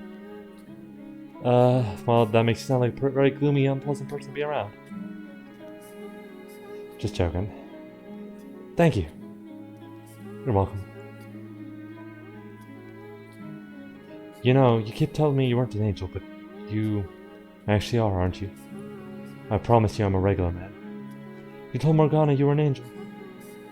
Angels and demons don't get along very well, so I'd rather not run into you in my next life. I appreciate what you did here, though. I'll do my best to be more human next time. Please do. If I repeat to myself what you told me, that what I need most is restraint, as I make my departure from this world, then maybe I won't forget it even if I do lose my memories. Burn it into my soul. I rather like that. I think I'll follow the boy's lead here. I'll be praying that even if you aren't capable of love, you'll be able to live a peaceful life with a good woman who loves you. That you'll be able to make her happy by doing so. I still think she'd be better off never knowing me. Whether you want her to or not, she's almost certainly going to meet you and fall in love with you. You know, now that I think about it, she's not as normal as I first thought. She's a peculiar woman. I can't say I disagree. Well, I guess this is goodbye then. That it is. I know everyone else is doing it, but I got nothing else to say to you. I didn't expect you would. Huh. Though I suppose I do have something I'd like to say to you. And what might that be? Be more open with yourself. If you had only put your feelings into words, things would have turned out differently. In both this life and your next. Coming for you, a man who looks even more closed off than me, that rubs me very much the wrong way. Do I really look that closed off? In more ways than one, yeah? That part of me is deeply ingrained. You tell me to open up, won't magically disentangle my personality and make it be. I don't think you're twisted as you believe you are. Now consider it if this next life nonsense you're selling is true. Please do. Lord have mercy, one hell of a man certainly busted his way into my life. Last thing I expected was for an outsider to be the one to get us to open the door. Impressive work for one man. It was not only my doing. You had help for a number of people. It was you, Giselle, who did the most in getting me here. I'm not as big a man as three you may got me out to be. Before this I'd lost so much, but I felt utterly powerless. I was on the verge of abandoning all hope. But having the opportunity to meet all of you,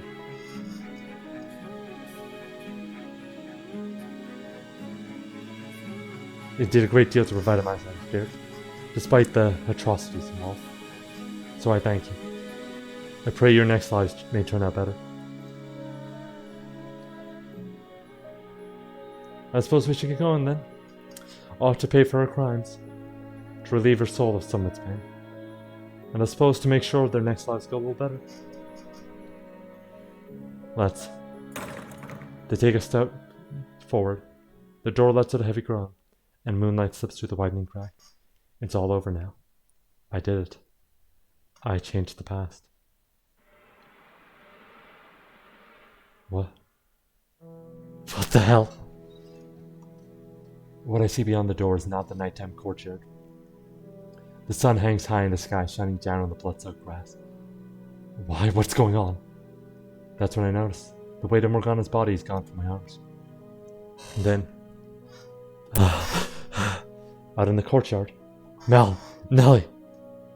I see a flaxen-haired girl vomit blood and fall to the ground. A young man kneels over her and takes his own life.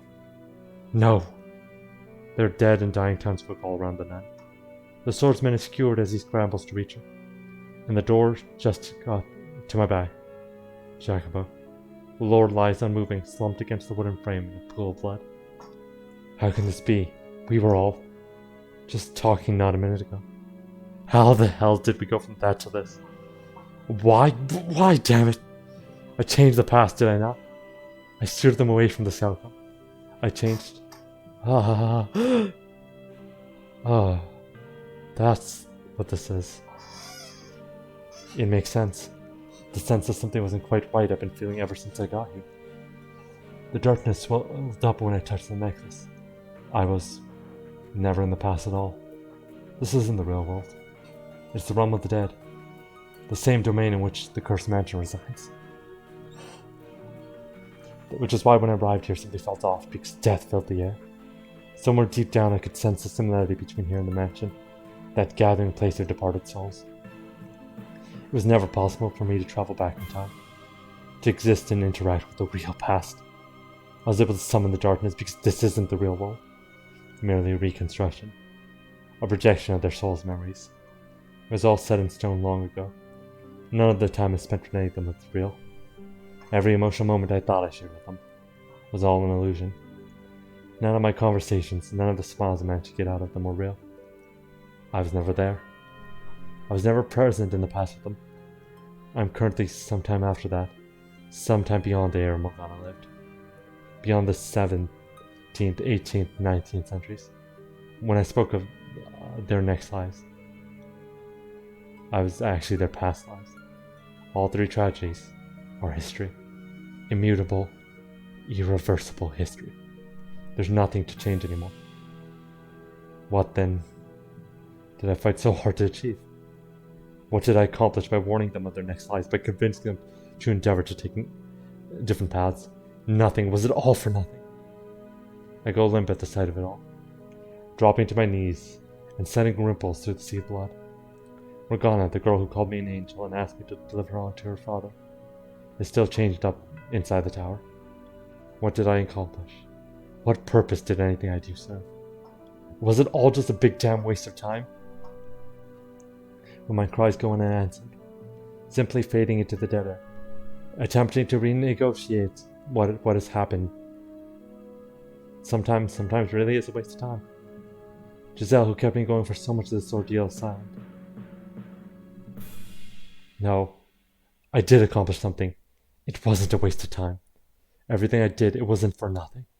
I may not have changed the past, and I may not have stopped their tragedies, but I achieved something. I uncovered their stories. I learned the truth of everyone's involvement. You can't take that away from me. I know you're out there, Morgana. I know you've been watching the whole time. You know the truth now. I accomplished that much. That has to change how you see them at least a little. If the President Morgana had a change of heart and decides to let go of her hatred, then that should cause the cursed mansion to disappear. Set their souls free. I'll take that leap of faith. That what I've done is enough, and make my way back, believing there's a future for them beyond their tragedies. I'll come back, Morgana. I'm returning to that house.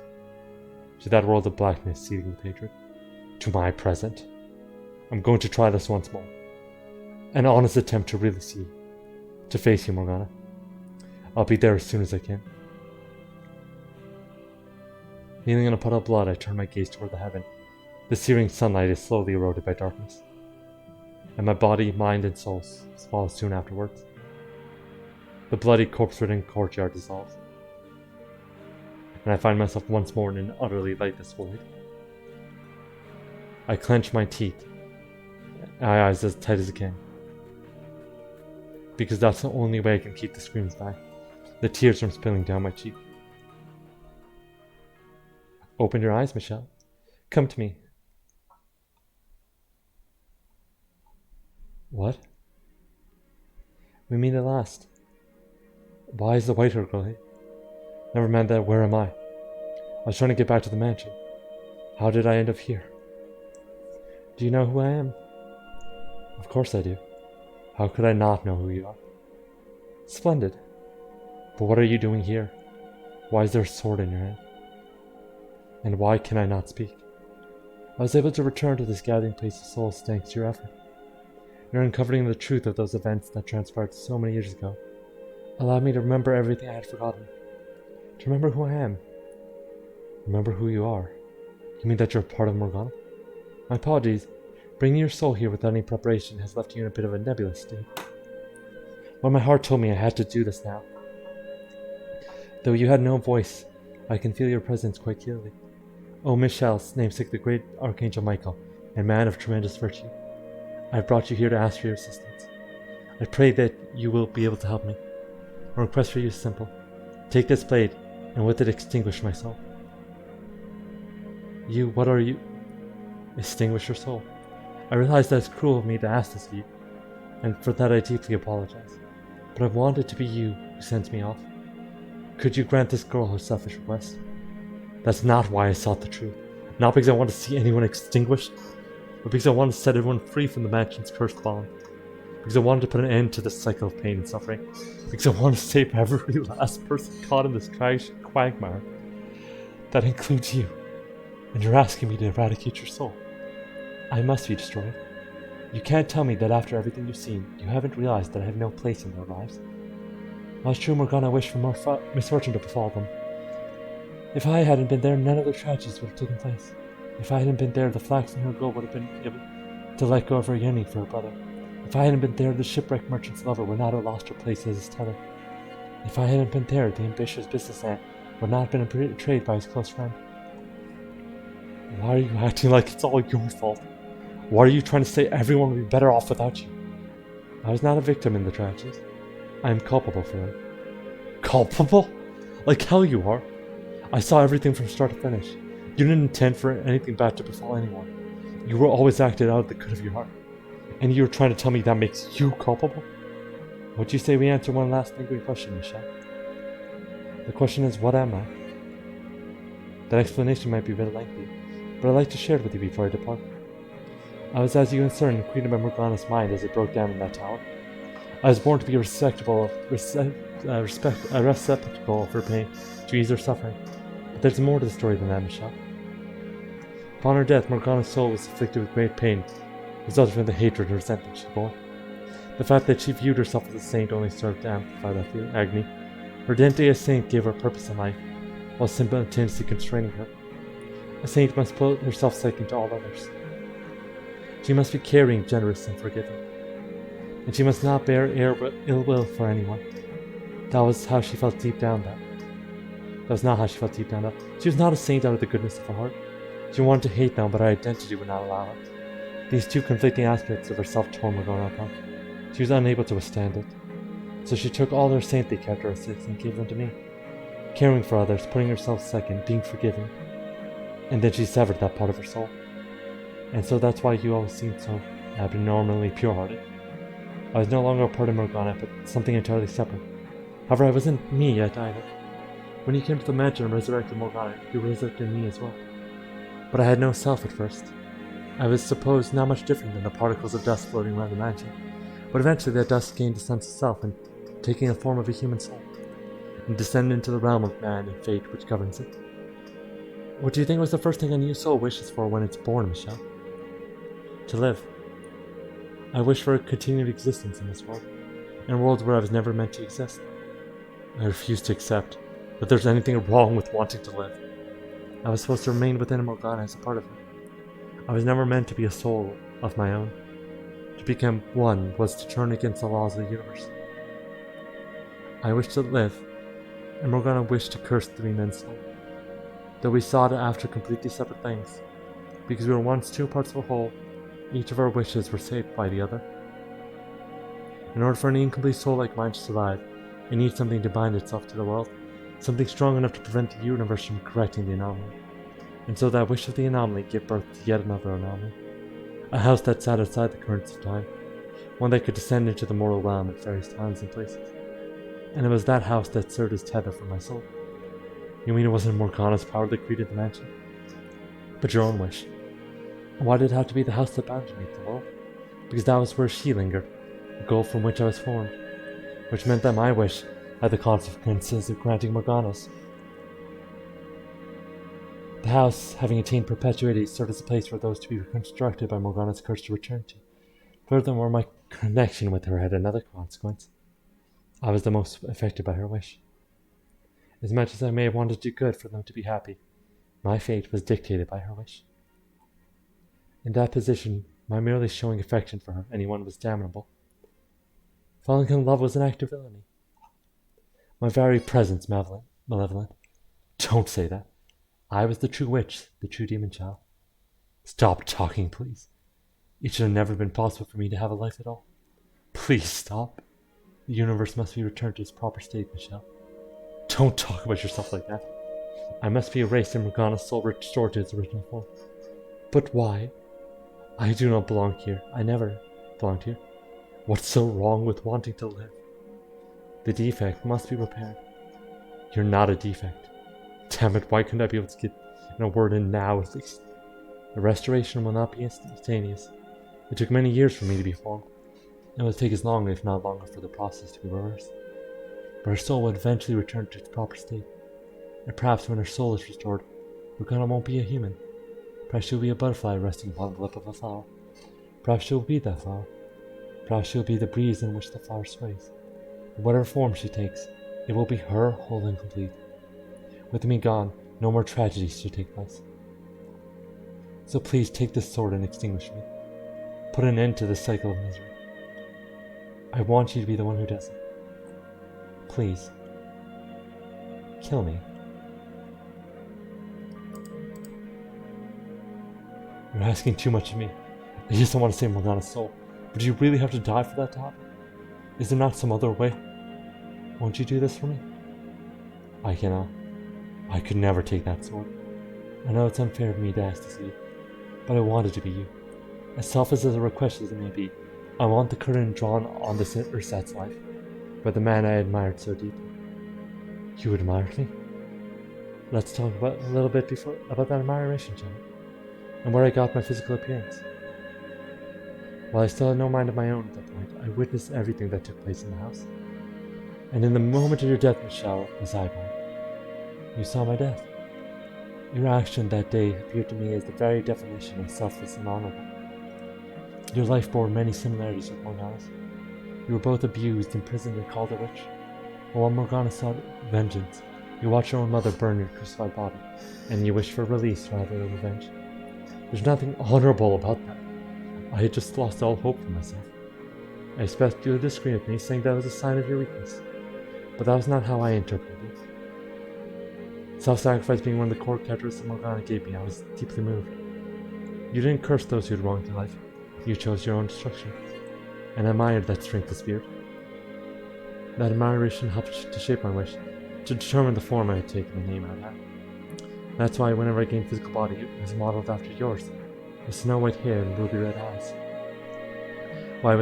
My name was always Michelle, after the same angel from whom you took yours. I'm in no way worthy of anyone's admiration. My admiration caused both you and the woman you love a great deal of pain, and for that I apologize. But it also shows just how much I wanted to be like you. I would ask for you, if you'd be so kind to consider the great favor for a starry-eyed little girl. A girl who quite literally idolized you to her very soul. Don't! I couldn't ask for a greater honor. How can you tell me that, than to be erased by the world by you, my idol? Then ask me to kill you. Please, Michelle, be the one to send me off. I can't do it. No matter how many times you ask, I can't kill someone who's told me they want to live. I know what it's like to wish for life. I don't know if you realized it yet, Michelle, but this is the first time we've actually met. The story of the fourth doll is Morgana's creation, which means that up until now we've never been in the same place, while both aware of the other's presence. As far as you should be concerned, I'm a complete stranger, and yet still you hesitate. I'm glad you're reluctant, but you've shown me enough sympathy. I don't consider you a stranger at all. Indeed, this is the first time we've formally met, but I've watched you go through so much. I've seen you live 3 different lives. I've seen the impact you had on the people behind all 3 of those doors. You're in no way a stranger. With my erasure, Morgana's soul will eventually become whole again. Her curse and the entire eternal cycle of agony it brings will be no more. When I'm gone, everything will return to its rightful place. I implore you to not hesitate any longer. Are there really no other options? Is killing you really the only way to make this right? To release everyone from this curse? I'm delighted to have finally been able to meet you, the man after whom I modeled myself. I am incapable of taking my own life, Michelle. God's teachings prohibited, and as such my identity as saint prevents me from doing so. I want to find some way for you to live, to remain a part of this world. I know that by asking this of you, I'm causing a great deal of heartache, and for that I'm offering you my sincerest apologies. But so long as I continue to exist in this world, Morgana can never truly have redemption. Tell me, who is it for you've been fighting so hard to save? That doesn't mean that I didn't want to save you too. I believed I could save everyone some dimension. Then no one would have to suffer anymore. There would be no more tragedies. Michelle, take the sword, please.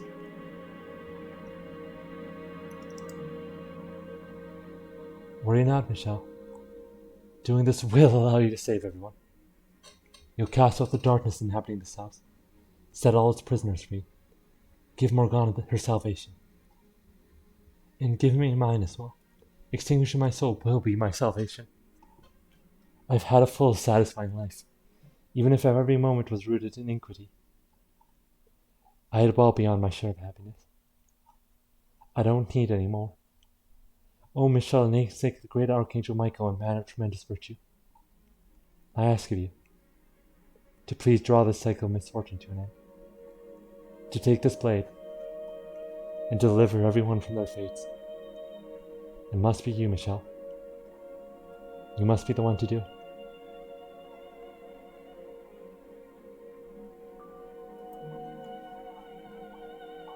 And I apologize for putting you in such a difficult position. Once my soul has been raised, I'll be gone from this world forever. There's something horrific and real about how, you can't fix everything with what you try to do. And how oftentimes it's someone whose fault it isn't at all who ends up suffering the most. Who will not get a chance. Feel no woe in that knowledge, though. I welcome my destruction with the utmost joy. However, she's deciding this on her own self. It is her agency, and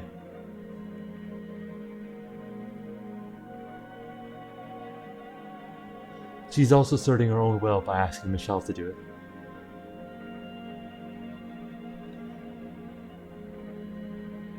Will you keep this just a little bit of me, in a corner of your soul, Michelle? To remember me, to remember the life I led. That would make it all worthwhile. Thank you, Michelle. You may very well be a genuine. The whiteness surrounding me evaporates, and I find myself back in the observation tower. I can still feel in my hand the impact of the sword piercing her breast. It's also extra cool because what Michelle always wanted as a child was to be a knight.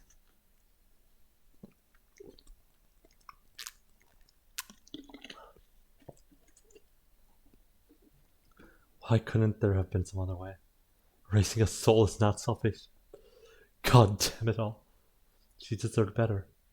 So much better than that. No, now's not the time to grieve. There's work to be done. A girl to whom I offered the chance for salvation. I mustn't cry over the white-haired girl's death now. There are more things I need to take care of first. Morgana.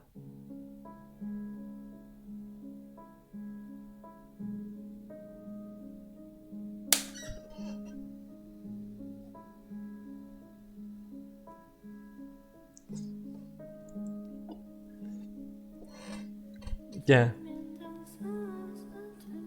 There's a tendency to instantly think any difference in the way people's minds work, people work, just how people are, is automatically a flaw that needs to be corrected. And, plural people and systems can be, unhealthy in a lot of ways, and they might need help, etc. Or their needs might be different, blah, blah, and that stuff's all true. But, people are how they are, and they're people, right?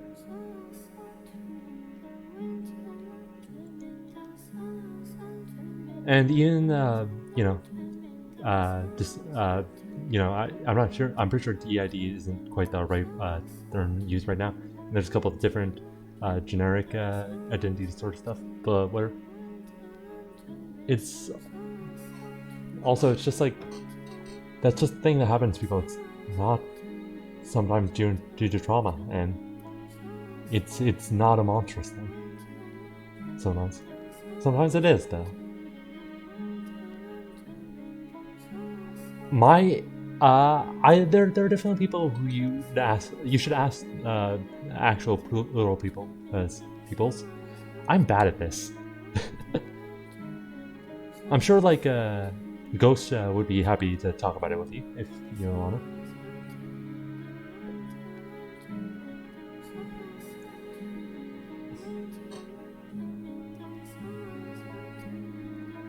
After some time, she slowly turns to face me. But yeah, it's best not to take the words of like someone like me. It's best to get it directly from the source. And of course, people, different people, as with everything, people have different experiences and they have different views on it. And and they might even have different views in of it themselves. So, what exactly was that all about? Come on, say something. Answer me. Morgana. How? It doesn't make any sense. He and the Lord, they couldn't... There are two different lords. The one at the estate and the one who locked you in the tower. How? What was he doing there? That's not I didn't... The man I was trying to curse was the Lord who threw the blood sabbaths. How did I... Are you saying I remember her? That's ridiculous. I won't hear it. I won't have it for a second. You were in a very tenuous condition, Morgana. More than you even realize. You can't assume everything you saw in the state of mind to be true. Why? That only makes it that much worse. Why would he do that? How could he kill me? He said he would show me the world. I cried for him. And he turns out to be the one pulling the strings. You saw what led to this. You heard what he had to say for himself. Misunderstandings that went unresolved that should have been cleared up immediately. What he did was wrong. Indefensible as far as I'm concerned. This is all could have been avoided if he had just told you everything. That's it, Morgana. I can somewhat sympathize with how you felt then. You can sympathize with that monster? In what way? He loved you. Sincerely loved you. And to be the target of such vitriol from a girl who cared so dearly about to be mistaken for someone else entirely. I can understand how that would hurt him. It doesn't matter. That doesn't change anything. Like I said before you started all this, it doesn't change anything. Does this revelation change what happened to me? Does it make me any less of a hateful witch? What does it matter if he had his reason?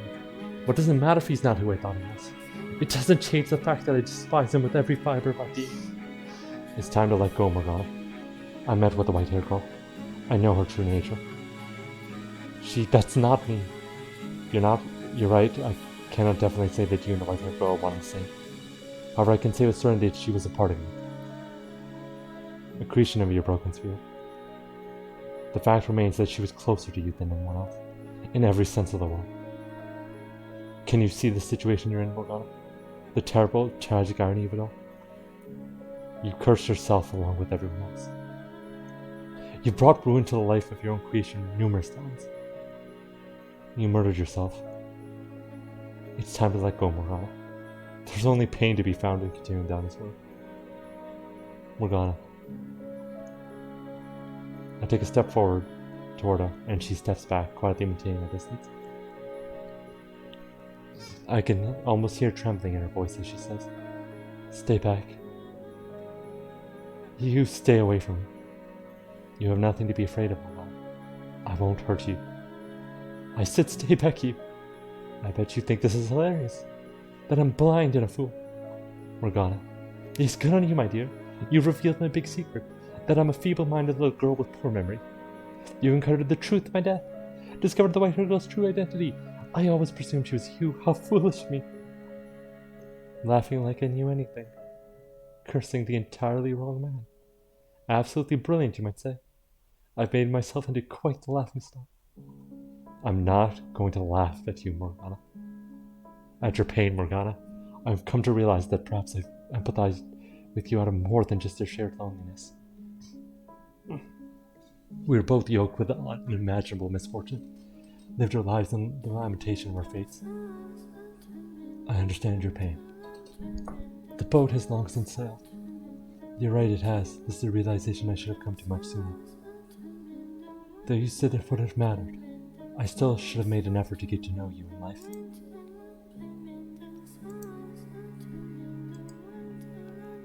I feel guilty about how I constantly pushed you away, so I'd like to make up for that now. I approach Morgana, hands stretched out toward her. She stands there, bewildered as I place them on her shoulders, pulling her in. Not for my own comfort, as I had so many times before, and not out of some pretend sense of pity for her sad hollow bones. I embrace her and all the pain and loneliness she holds inside. Her body gives off no warmth, and it's weightless as a skeleton all those many years ago. She, like me, lost so much in life, but unlike me, she had no one there in her final moments. It's alright, Morgana. Everything's okay now. The tale behind the fourth door may have been a fabrication, but the creator's soul is almost somewhere to be found in her creations, knowing the inseparable link between her and the white-haired girl. That's where I'll find what I'm looking for. I'm here for you. You're not alone, Morgana. We can end all this suffering together. It's going to be okay. What's wrong with you? Have you completely lost it? Give me 1 second.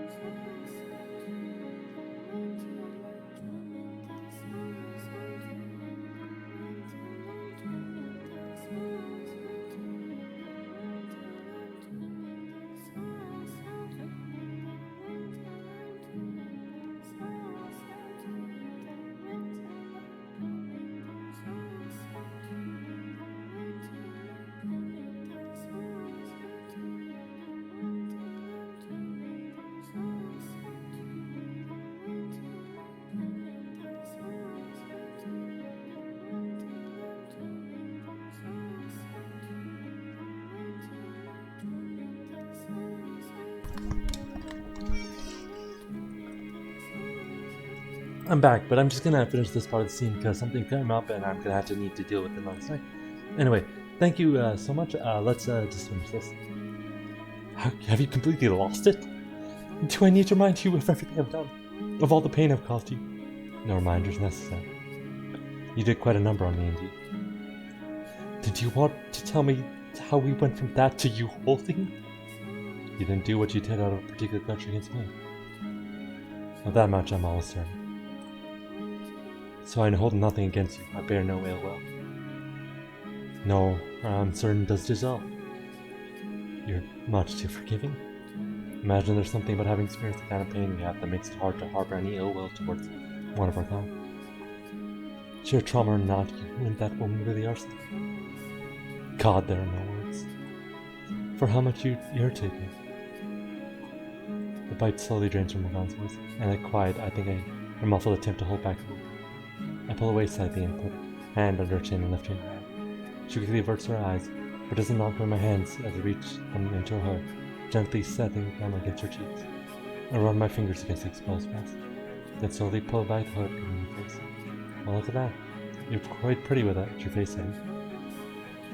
I didn't think you were the flattering type. I assure you I'm not.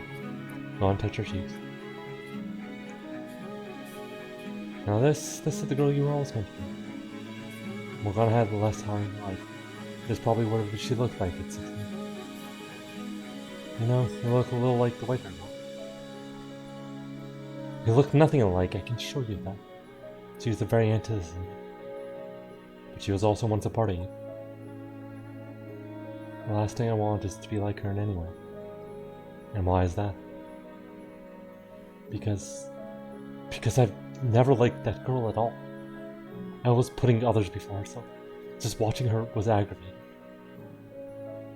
Although in retrospect, she was everything about myself I deemed unnecessary.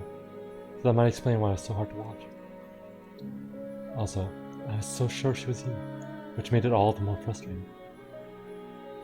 Why would her being me bother you so much? Because that wasn't you. You're aggressive, you yell, you fight. Is that how she saw me? Why wouldn't it bother me if you came back a quiet, passive, subservient girl?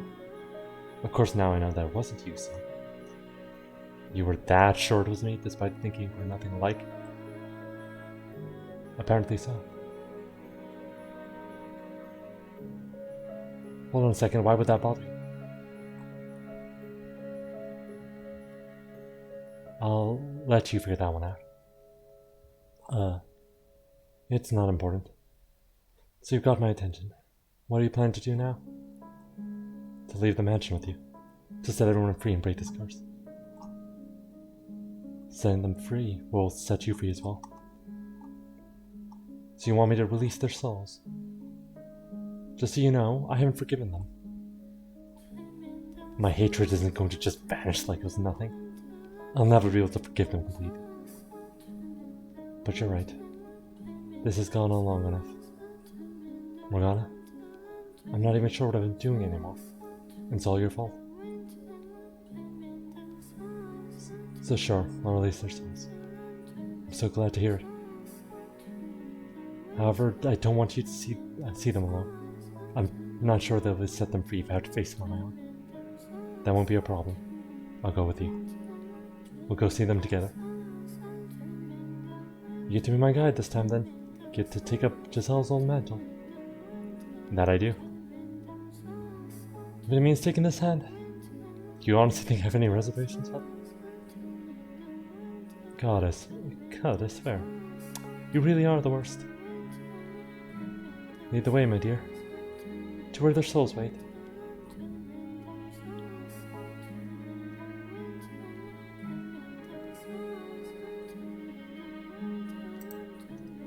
And this is where we're going to call it for tonight, because something came up and I'm going to be busy with that. Anyway, love you all, and thank you all so much for joining me with this. I'm going to try to get most of the uploads of this going, and next time we probably should be good to end and do some of the extra side stuff. Just before we go, is there anything you guys want to talk about? I know this part is pretty heavy, and they had a lot going on from Jackpot's backstory to how not really back in the past, and the white-haired girl especially, and just Morgana. Thank you all for being here. It makes it worth doing.